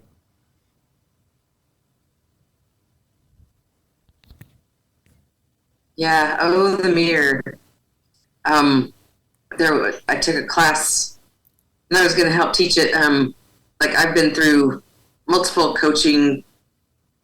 I've got 2 coaching certificates. Took a year long of corporate coaching. Woo, I'm not corporate.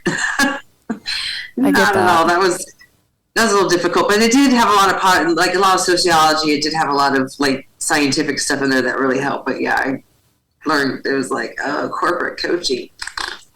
I took what I needed and ran with it. What was I going to go? I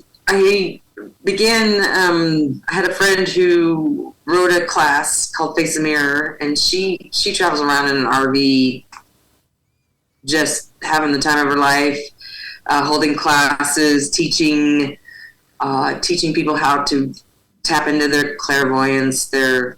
She's a teacher, and so she had a class called Face the Mirror. So that was interesting. And even to think about how many times do you pass the mirror and not look at it? Because you don't want to look at it. Because you don't want to look at yourself. Because you know you're going to be mean, because you know your eyes are going to be, you're going to have bags under your eyes, and they're going to be dark, and your hair's a mess, and it's like, I don't want to look in the mirror right now. But there's also, like you said, once you get past that and you just really look at it and go, oh, honey, I'm so sorry, you're exhausted. Like, instead of like, you look so ugly with those bags, it's like, oh, honey, you look so exhausted. What do you need to do for yourself, And then, oh, I should put a little cream under my eyes. And I know that's but seriously, just a little cream, cooling, like, I'm not trying to hide wrinkles or anything. I'm just trying to I'm just trying to be affectionate and take care of myself. Like, so yeah, or a hot bath. Like, no, bubble bath's not going to solve all my problems, but I will tell you, I don't know how many hot baths, bubble baths with rose petals, bubble baths with oils, bubble baths with, no bubbles, Epsom salts. I'm taking a lot of hot baths. You and me both. Because I do feel like they're beneficial. Are they going to save me? No. Like, is that the only thing to do? No. But like you said, I've come to a point in my meditation, though, like I just did an 1.5-hour meditation with Cher at Through Breath Yoga the other night.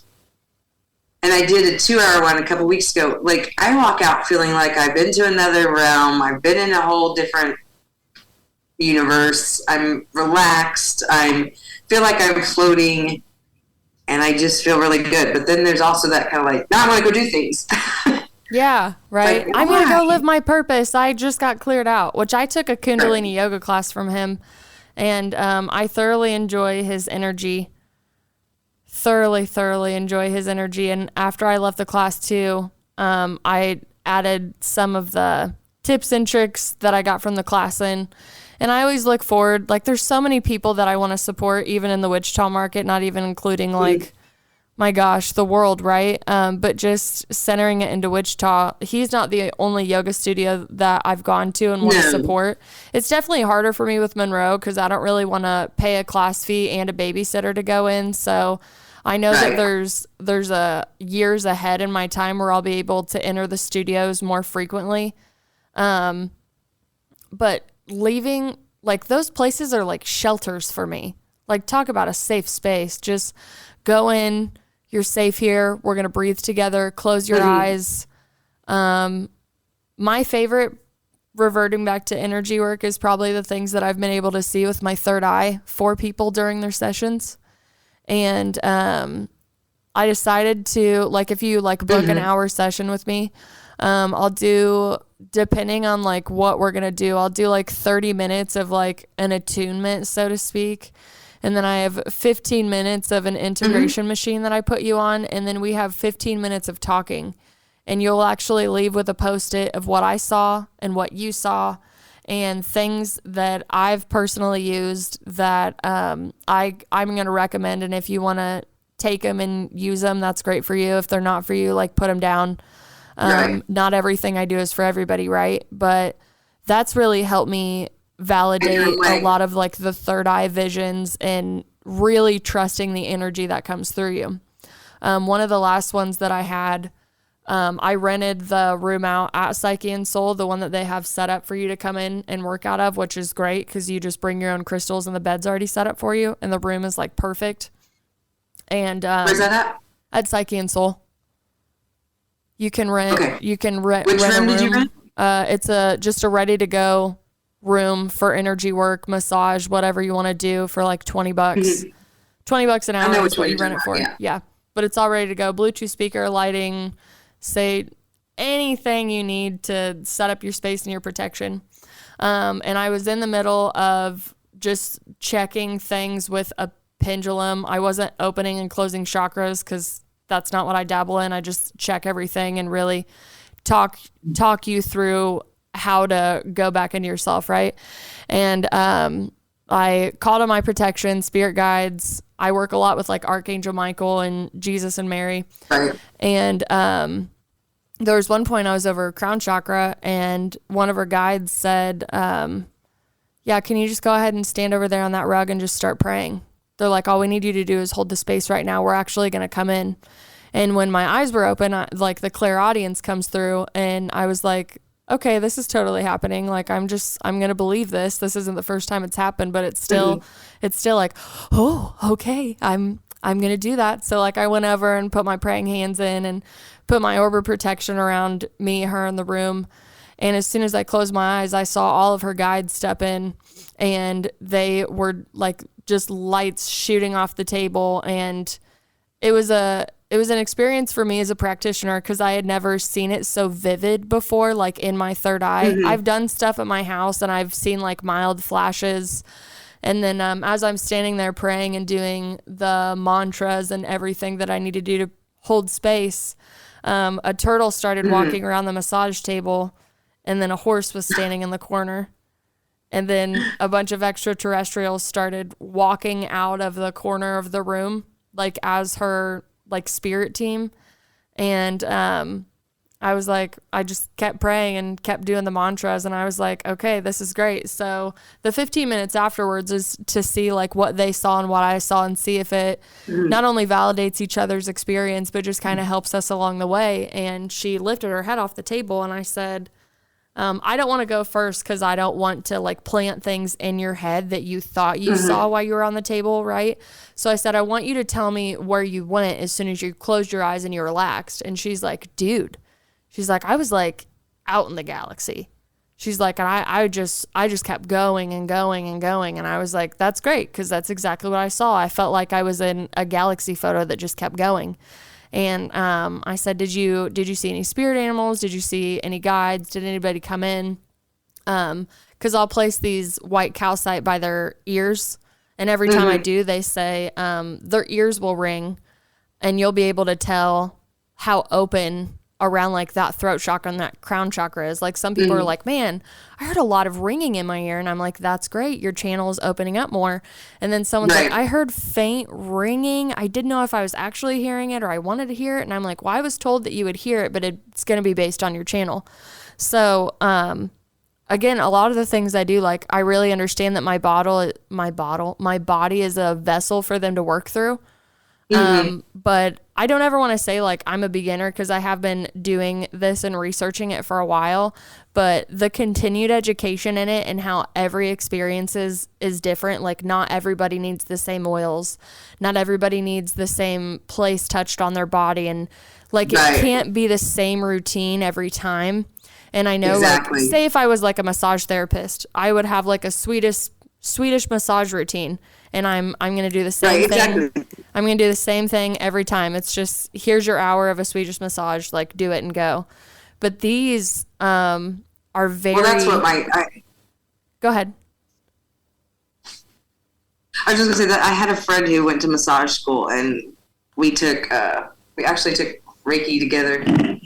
And she told me that, it's a routine. And I was like, I hate routine. No. I mean, I guess in massage, like you can, and that's established that way. But from my personal experience with Reiki, everybody I have worked with, everybody needs different oils. They need different crystals. They need different music. I work specifically with music.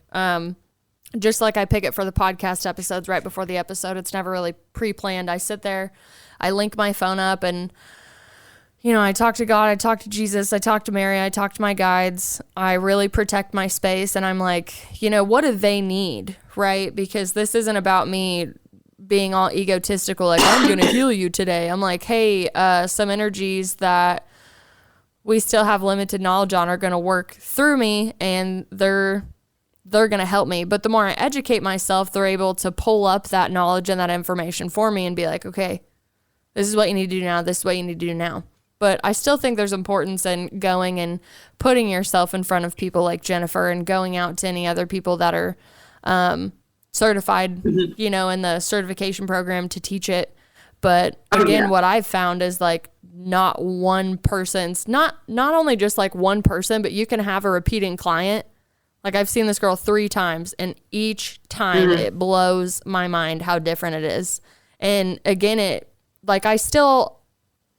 I assume the skeptic will eventually go away with more time and more trust, but you're always like, did that happen? Give me some help on that. So like really surrendering to the faith and surrendering, like for me, to the third eye. As soon as I close my eye, I see everything. I see the energy coming out of the chakras, really heavy, really light. I can see, again, the things walking out of the walls. And again, like that's new for me to even speak on, because if I went back to my family and told them that stuff was walking out of a wall, I mean, I'm pretty sure, again, they would just say they pray for me, which, again, I'll take the prayers. Thanks, fam. But coming into that practitioner feel, do you have tips and tricks for anybody that are starting their journey of energy work? Like how they should protect themselves based on your experience, and just having the confidence to have faith moving forward as a vessel for the divine?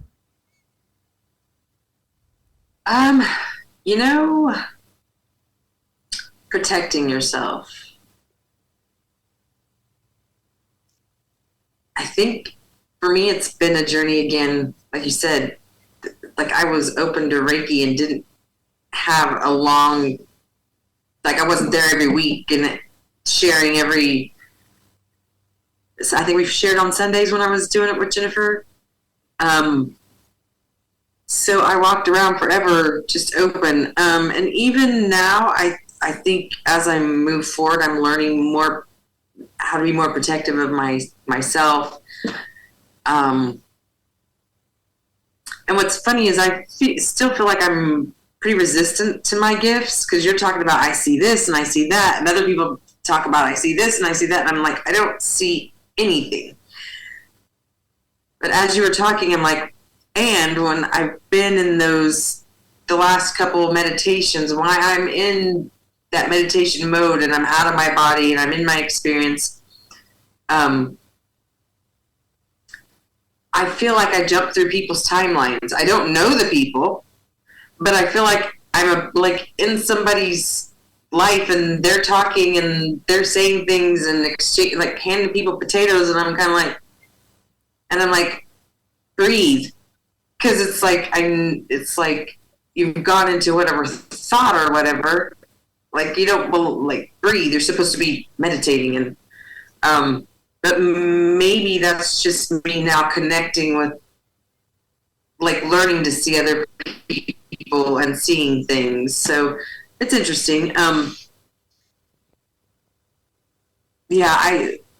think at times when you're around a lot of strong practitioners and they're talking about how they see Isis or the beings came down to them, I'm like, wow. And I think because of the skepticism and what, like you said, what are my parents going to say? I can't just walk up to them and say, oh, I just saw this. That's where I protect myself. I just don't let it happen. I think I've been running from it actually for quite some time. Well, I think the left brain really does come in, like the logical side, right? It's just like, just so you know, that's not possible. And it's like, well, we have some work to do on our left hemisphere and our subconscious programming, which I mean, like, there's people that I've worked with that Again, I think all clairsenses, they're muscles. They can just be flexed and work on if you choose to work on it. I don't think everybody should. We're all here for a different purpose, whether it's towing the line of the 3D world and doing whatever you want to do. And then there's people that are called to their work, right? Their energy work, the collective consciousness, raising the vibration, all that stuff. I think it goes back to faith too. You know, it's just having faith that, you know, I have these gifts. Everybody has the gifts, and we all have to learn to trust in our gifts. Well, I mean, even like, okay, so we could like take it back to a Christian church, right? So when I lived in Kansas City, I went to this mega church for a while with this lovely couple that walked into a restaurant, and their energy was just so vibrant. It was definitely something I needed in my life at the time. And I remember one day we were there, and, you know, the music was good, and I was like, oh, I want to go play that piano and sing in that choir, and I miss singing, I miss piano, I miss all this stuff, and it was like really inspiring. And I was having like a really hard couple weeks, and they had a part where they're like, hey, like, come down to the front if you like need people to pray for you, and like, you know, we're gonna be here for you, we're gonna do this, right? So it's a really big like faith practice. So I go down there. I do not like to be touched by strangers. If I want to hug you, you'll fucking know it. But other than that, like, I give off the I'm okay vibes. So I went down there, and I've like prayed since I was a kid, so that wasn't anything new to me. And I got in the middle of this circle of all these people, and they all started singing praise and praying. And then as my eyes were closed and I was praying, which I still didn't want to surrender it, because surrendering to me means I'm just going to like cry a bunch. I'm like, oh my God, I'm going to cry and you're going to see me cry, and I don't know if it's going to stop, right? So I start crying while I'm praying, and the circle of people start putting their hands on my body, on my back, and I liked it, for one. Like, I felt supremely comforted, and all of their hands felt so healing and so kind and so compassionate and so full of like love and understanding. And I still talk about God's love to this day. I'm definitely not away from it just because I practice energy work. And like, I felt God's love through strangers that day. And when I started going into energy work and deciding, like, are we all talking about the same thing? Are we just like interpreting it different? Because I've been to, this wasn't the first church where somebody had put their hand on my heart or on my back and like really touched me and just looked at me and was like, I see you, you know, me too type moments. And in Reiki, like, that's a really big thing. Like, you can hover over somebody and sense where they need to be touched, or clairaudience can tell you where they need to be touched, or you can be sitting in a church or in a prayer circle and they're like, hey, we're going to pray for you. Like, do you mind, like, if I touch your shoulder, if I touch you back, if I hug you? Like, it was a very good, like, consensual thing. But because I had those experiences, I felt really grounded in my faith when I started going into energy work. And one, wanting to protect myself from opening myself up to things I didn't understand, but also having my energy source infiltrated by negative attachments, which ultimately will like lower your vibration and all of that stuff too.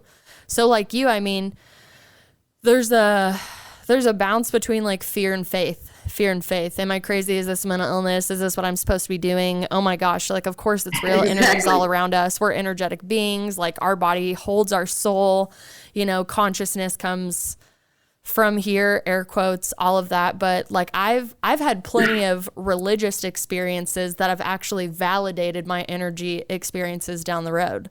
One that I would really love to do is find a place of surrender where I actually started speaking tongues, because I've not only worked with practitioners that is a part of their healing modalities, but I've had friends that have went to churches that specify in hand-on person healing and moving the divine energy and the Holy Spirit through my body to you, and then the surrender. And then they're just like, dude, I swear to God, I spoke tongues. I don't have any scientific basis for this, but like, I did it.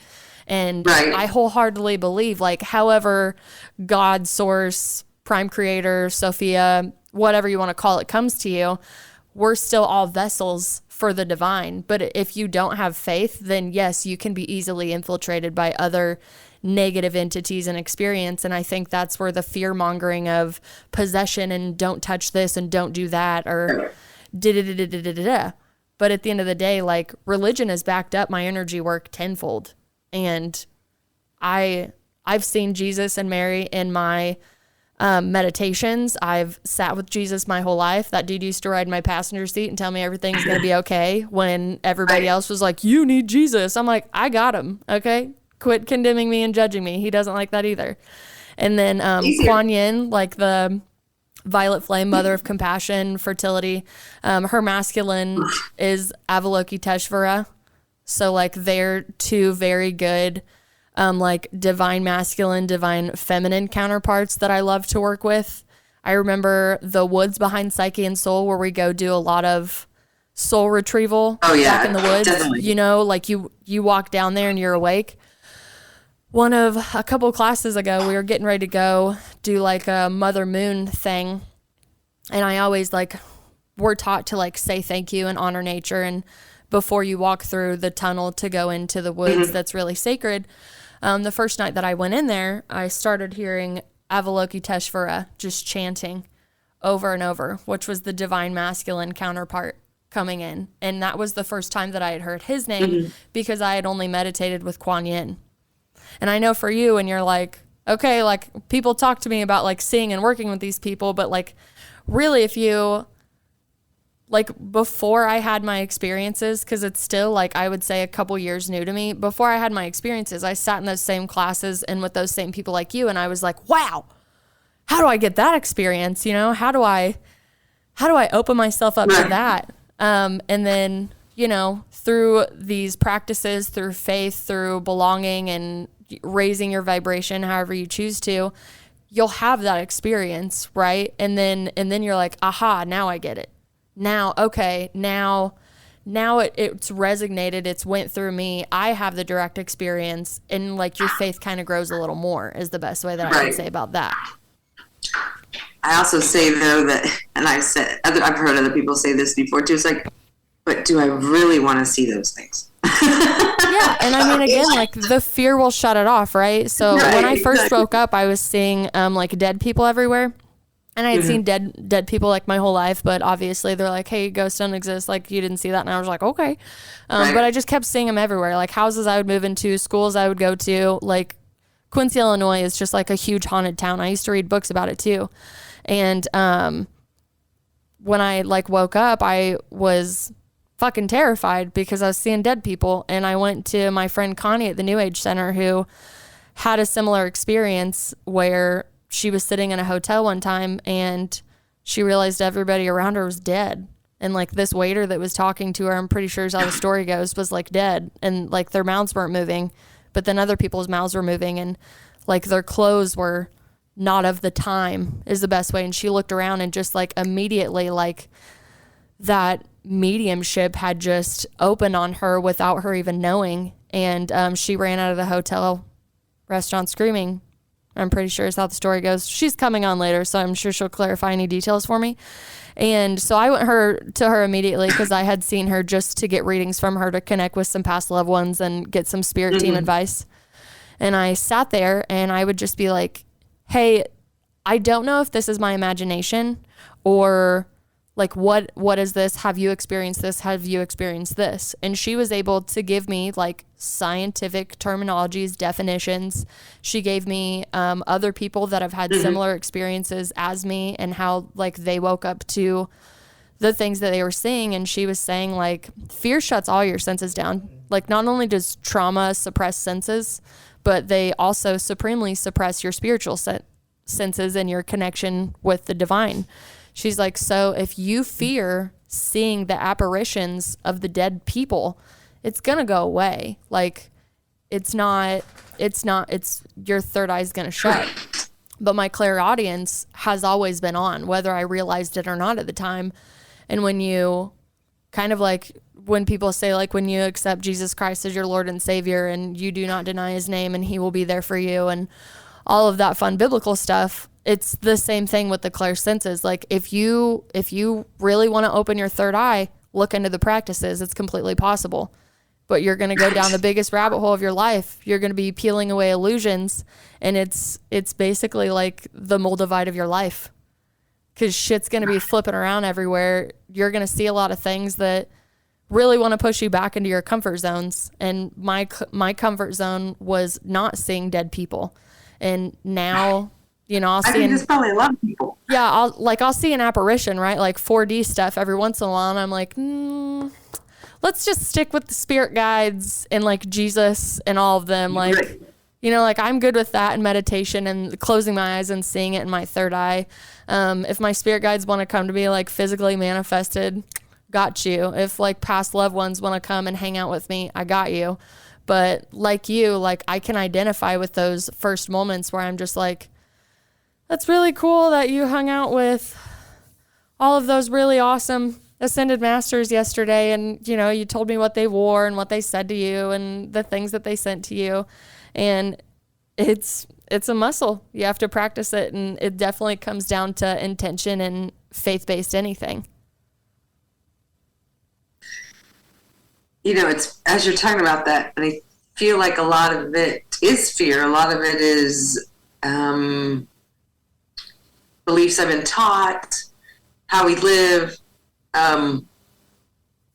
And still, like you said, on that fear and faith, like I work in a place where that's mental illness. And I think for me, I'm probably still trying to heal that mental illness.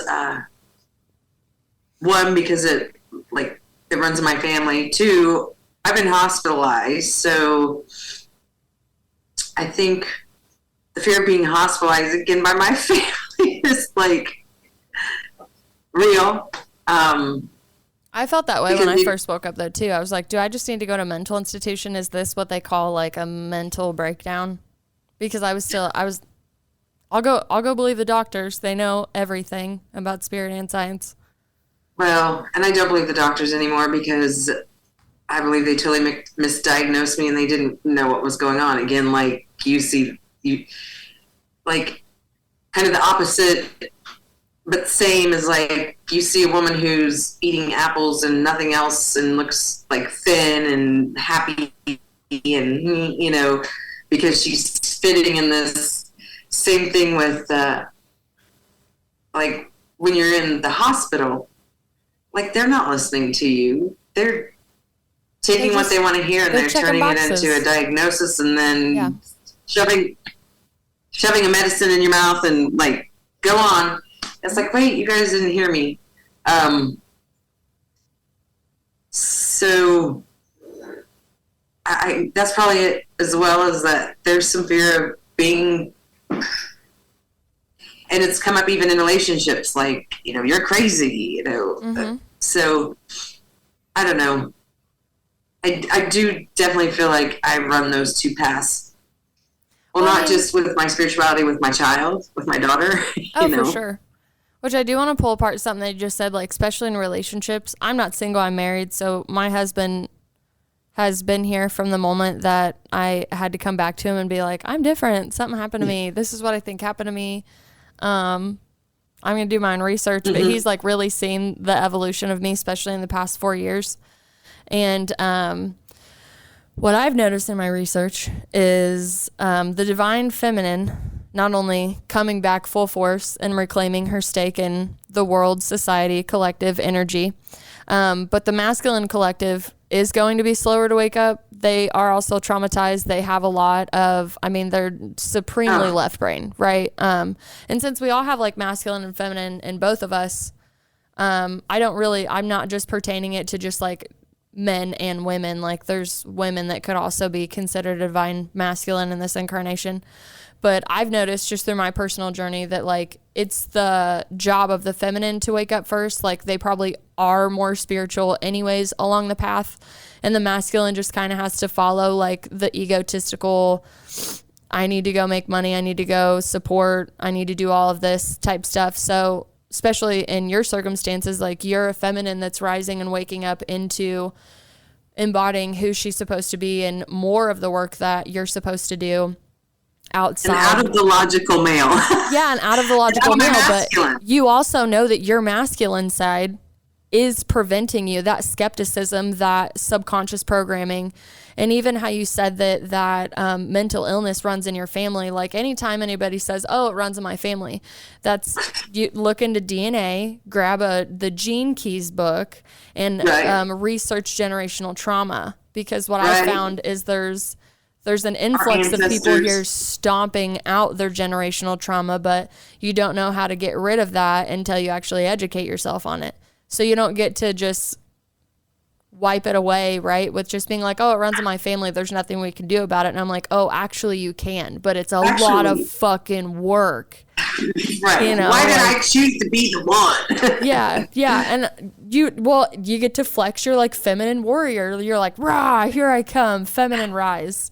But like if I were single, right, especially with all the work that I do, and I was looking for a counterpart to be with, I 100% would choose to be celibate and abstinent and literally not let anybody into that part of my life until I realized that they were a masculine elevated in the compatible form of evolution that I'm in.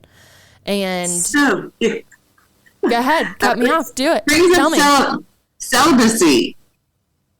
So I say I'm mostly celibate because when my former partner left in 2018, Christmas of 2018, again, I said, that's it. You create your own life. So how am I creating this? What do I need to heal? And that year, him and I hooked up again, but I didn't figure that was a big deal because we've been together. But then, that was kind of like, yeah, that's why, it's not it. But I feel like it's really difficult to be celibate at times because the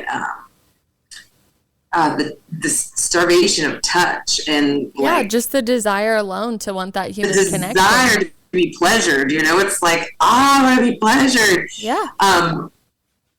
But think about compatibility of energies, right? So like, because I would definitely feel the same way. And I've had moments where I went to my husband and I'm like, don't touch me. It's not your fault. Something I'm going through. Found some shit in my root chakra. I don't need this right now. I actually need to go study.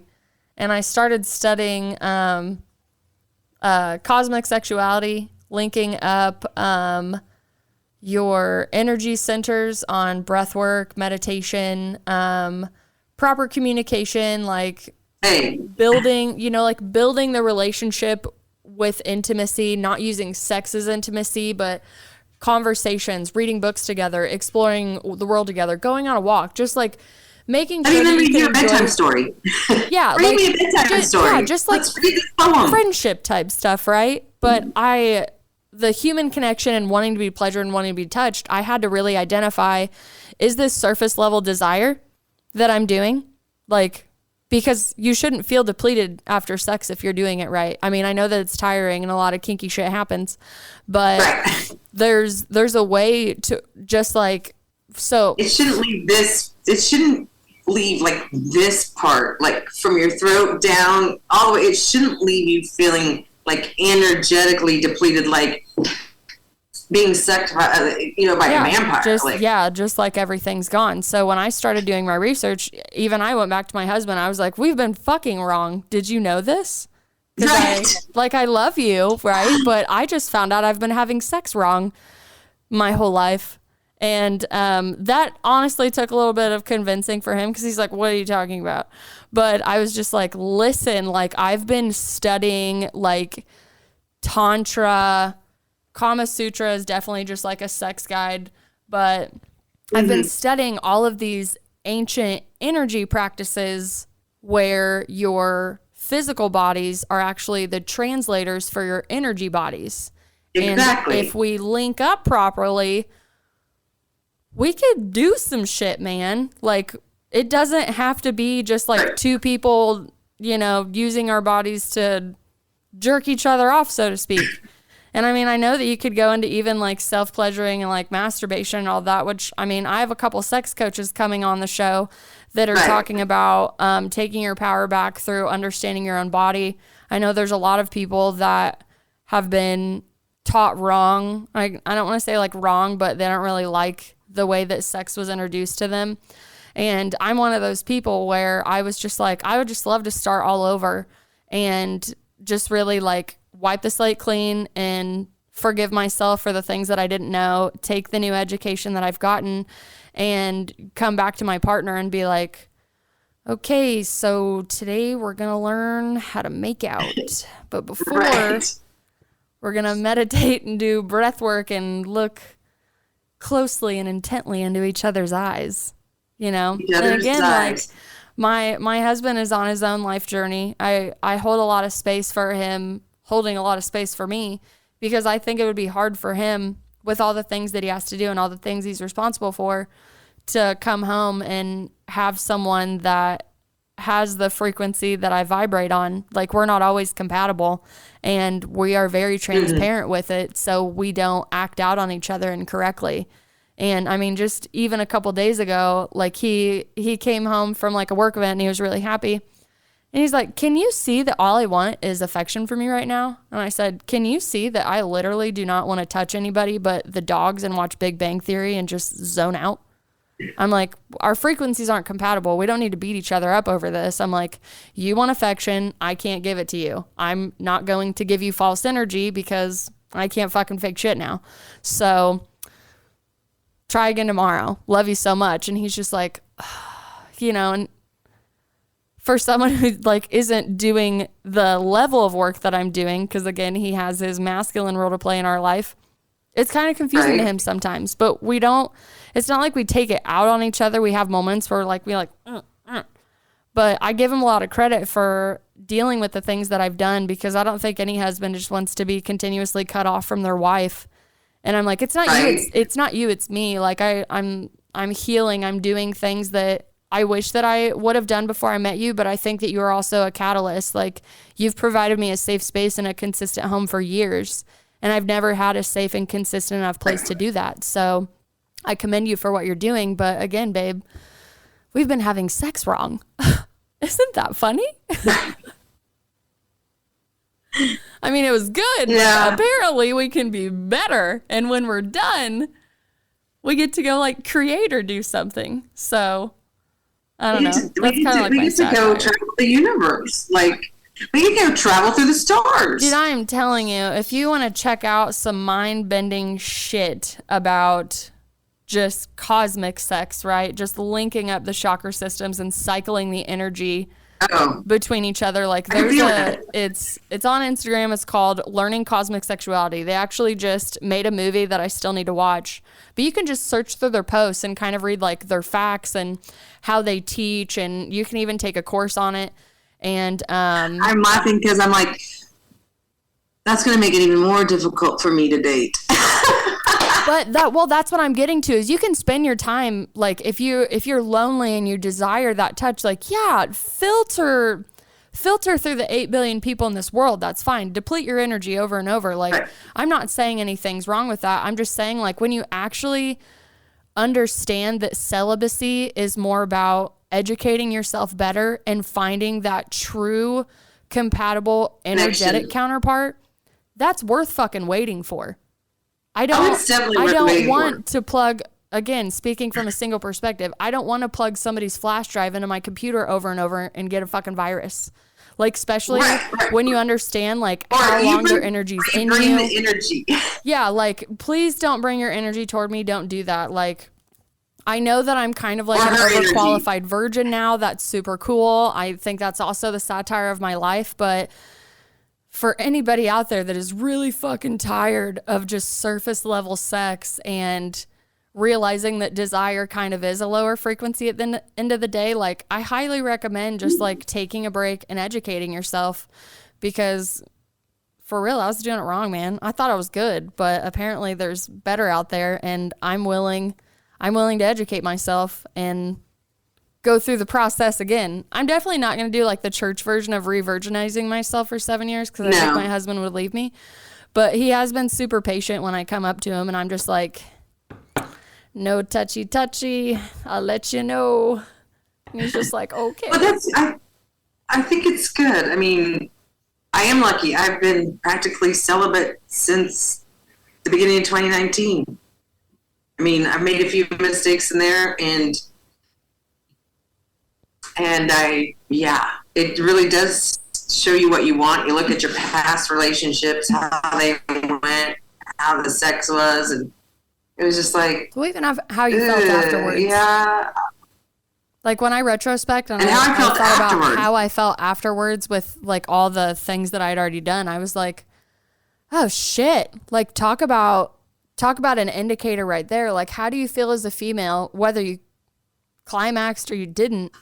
Like how did you feel afterwards? Were they good at aftercare? Did they just pull away immediately? Was it just like, okay, well I got what I want, so I'm done? Like there's so many different things that I think that all of us are missing in before you have sex, foreplay, in the middle, getting up to where you want to go, climaxing, and then aftercare is something that I absolutely have to have. I'm not saying you have to cuddle me all through the night, but there are so many different practices that are necessary. Like if you want to touch me, like get on my fucking level. And again, like it's been a learning process for both of us, but I don't back down on my boundaries anymore. Cause if I do, I'm the one that takes the hit for it. I'm the one that has to go back to the mat. I'm the one that has to pull out the journal and be like, okay, now why did we abandon ourselves for this person? Right. Why did we do this? And it's all part of it. That's why I don't be like, it's wrong. It's wrong. You know, like I would love to be a banshee that has sex like 10 times a day, but that's not where I'm at in my journey, and I'm really proud of it because believe me, I thought that I was doing an okay job. Who are out there just, man, I'm looking at them going, woman, you are getting it, and I love it. Oh my goodness, that energy is like, woo! You know what I mean? I'm looking at those women and I'm like, sexual energy is healing energy, right? It's creative energy. Like, yeah. Transmutation at its finest. If I'm horny, I'll go write about it. I don't care. I don't have it right now. Well, I don't think that's a bad thing either. I'm just saying, like, this is the first time I've discussed this, so I think it's kind of funny. And I'm not going to cut it out. I've already told myself, I'm like, it's a safe space for everybody. Okay, so again, check out Learning Cosmic Sexuality because, whoo, girl, you're about to learn some shit. But so you are in a part of your journey where you're like, I wonder what's next, which I think everybody kind of feels like that on a new year, right? I know this is going to release after the new year, but still, I thought it would be fun to just pull a couple oracle cards for you. So what I am going to do is just ask for one. I'm going to read you the paragraph, and then we're going to do a clarifier on it. They're like thick paragraphs, so I don't necessarily have to read the cards on this deck. They really do at work. It's called the Cosmic Slumber Tarot. So I got it as a gift. There it is. Last Christmas. And, like, just to do this live, right? Or whenever it airs. I just want to see, like, how you're feeling about it. See if this can kind of help you and clear anything up, and maybe it doesn't, maybe it pops up later. Do. You know, I've been to a couple of tarot readers where I'm like, that's nice, and then like 3 weeks later I'm like, oh shit, she has much greater foresight than I did, right? So definitely I'm just gonna go ahead and ask for one to drop out right now for sure. If it drops any more out than one, though, I'm gonna keep reshuffling because I definitely don't need more than one. So you moving forward into the new year for sure. Let's clear up some of this third eye fogginess, this skepticism that's in you, and definitely for like your energy work and your path, let's just see like where you're going. Again, I love this deck because, oh my gosh, the paragraphs are just wonderful. So you're really going to like this. A card that popped out is the Lovers. So, but this isn't based off the Rider deck, so that's why I just wanted to point that out really quick. And it's going to take me a minute to find the page because I definitely do not have these memorized. Thank you for everybody listening for holding on to this because I, too, want to read this card to her and know where we're going with this reading as soon as I can find the Arcana page that I need. Again, this is the Cosmic Slumber deck. It's the cliffhanger. Will she? Won't she? And then you're looking for it so fast that you went by it. Okay, cool. So it says the Lover's card is here to tell you that there is a choice in front of you, or perhaps within you. Do not be fooled in thinking that a choice is simply a road that diverges into two paths. Picture a winding staircase that goes on further than you can imagine, branching, dividing, rejoining with each ethical dilemma. Dwelling within the Lovers, a guide can be found. It's the part of you that has both grown up and stayed young. Let that guide sit with you in these decisions. Do not make choices as your fearful self or your angry self. Look upon your moral dilemmas as the person you want to be, for that is how you will become them. Do you want to clarify?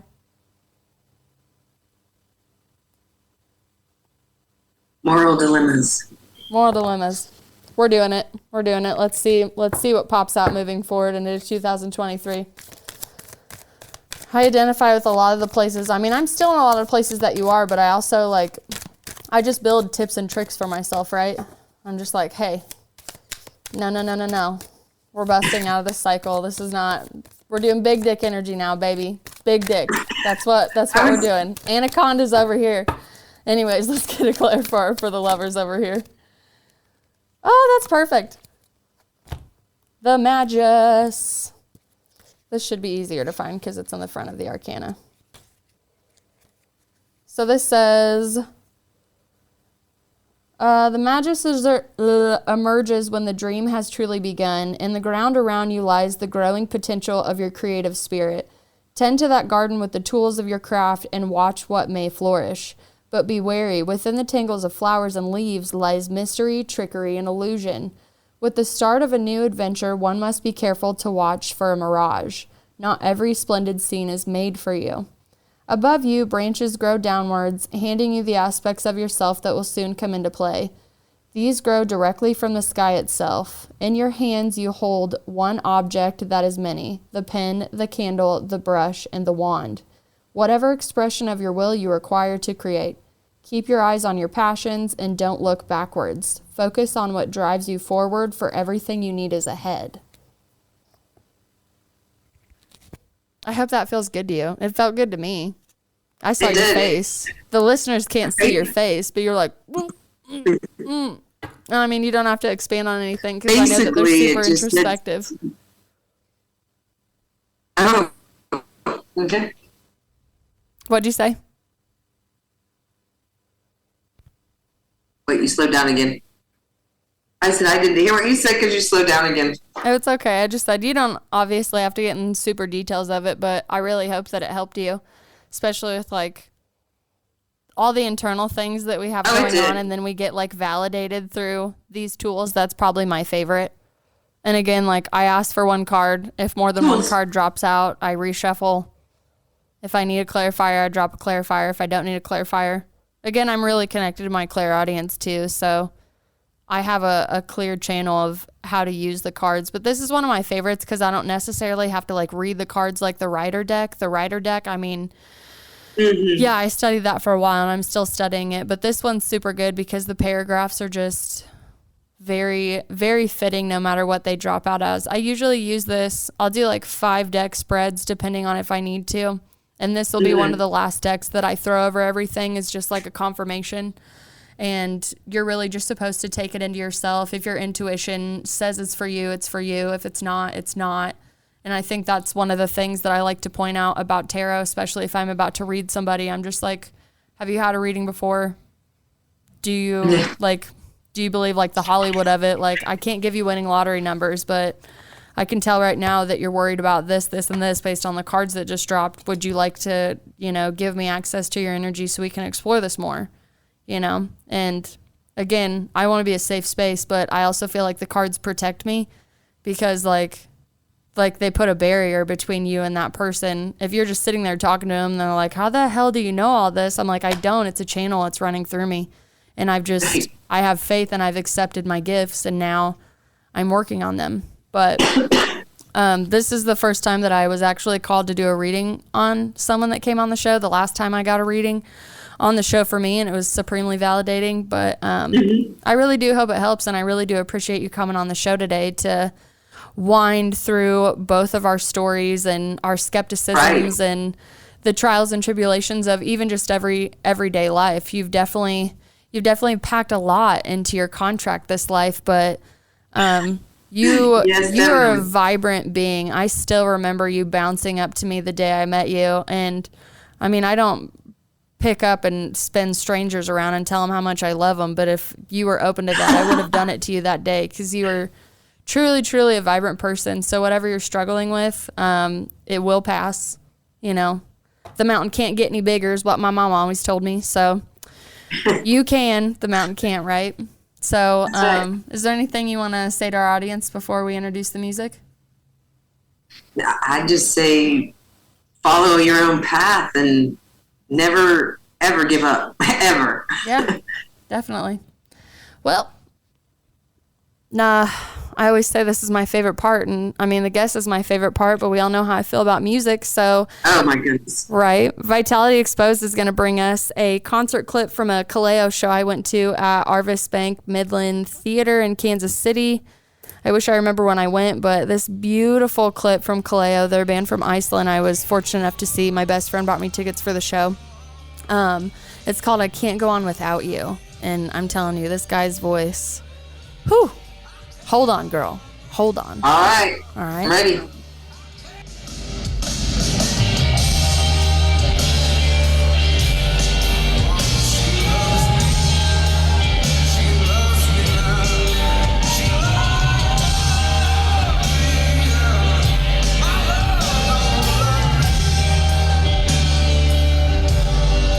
This is the Hoosier Media Network, your home for podcasting.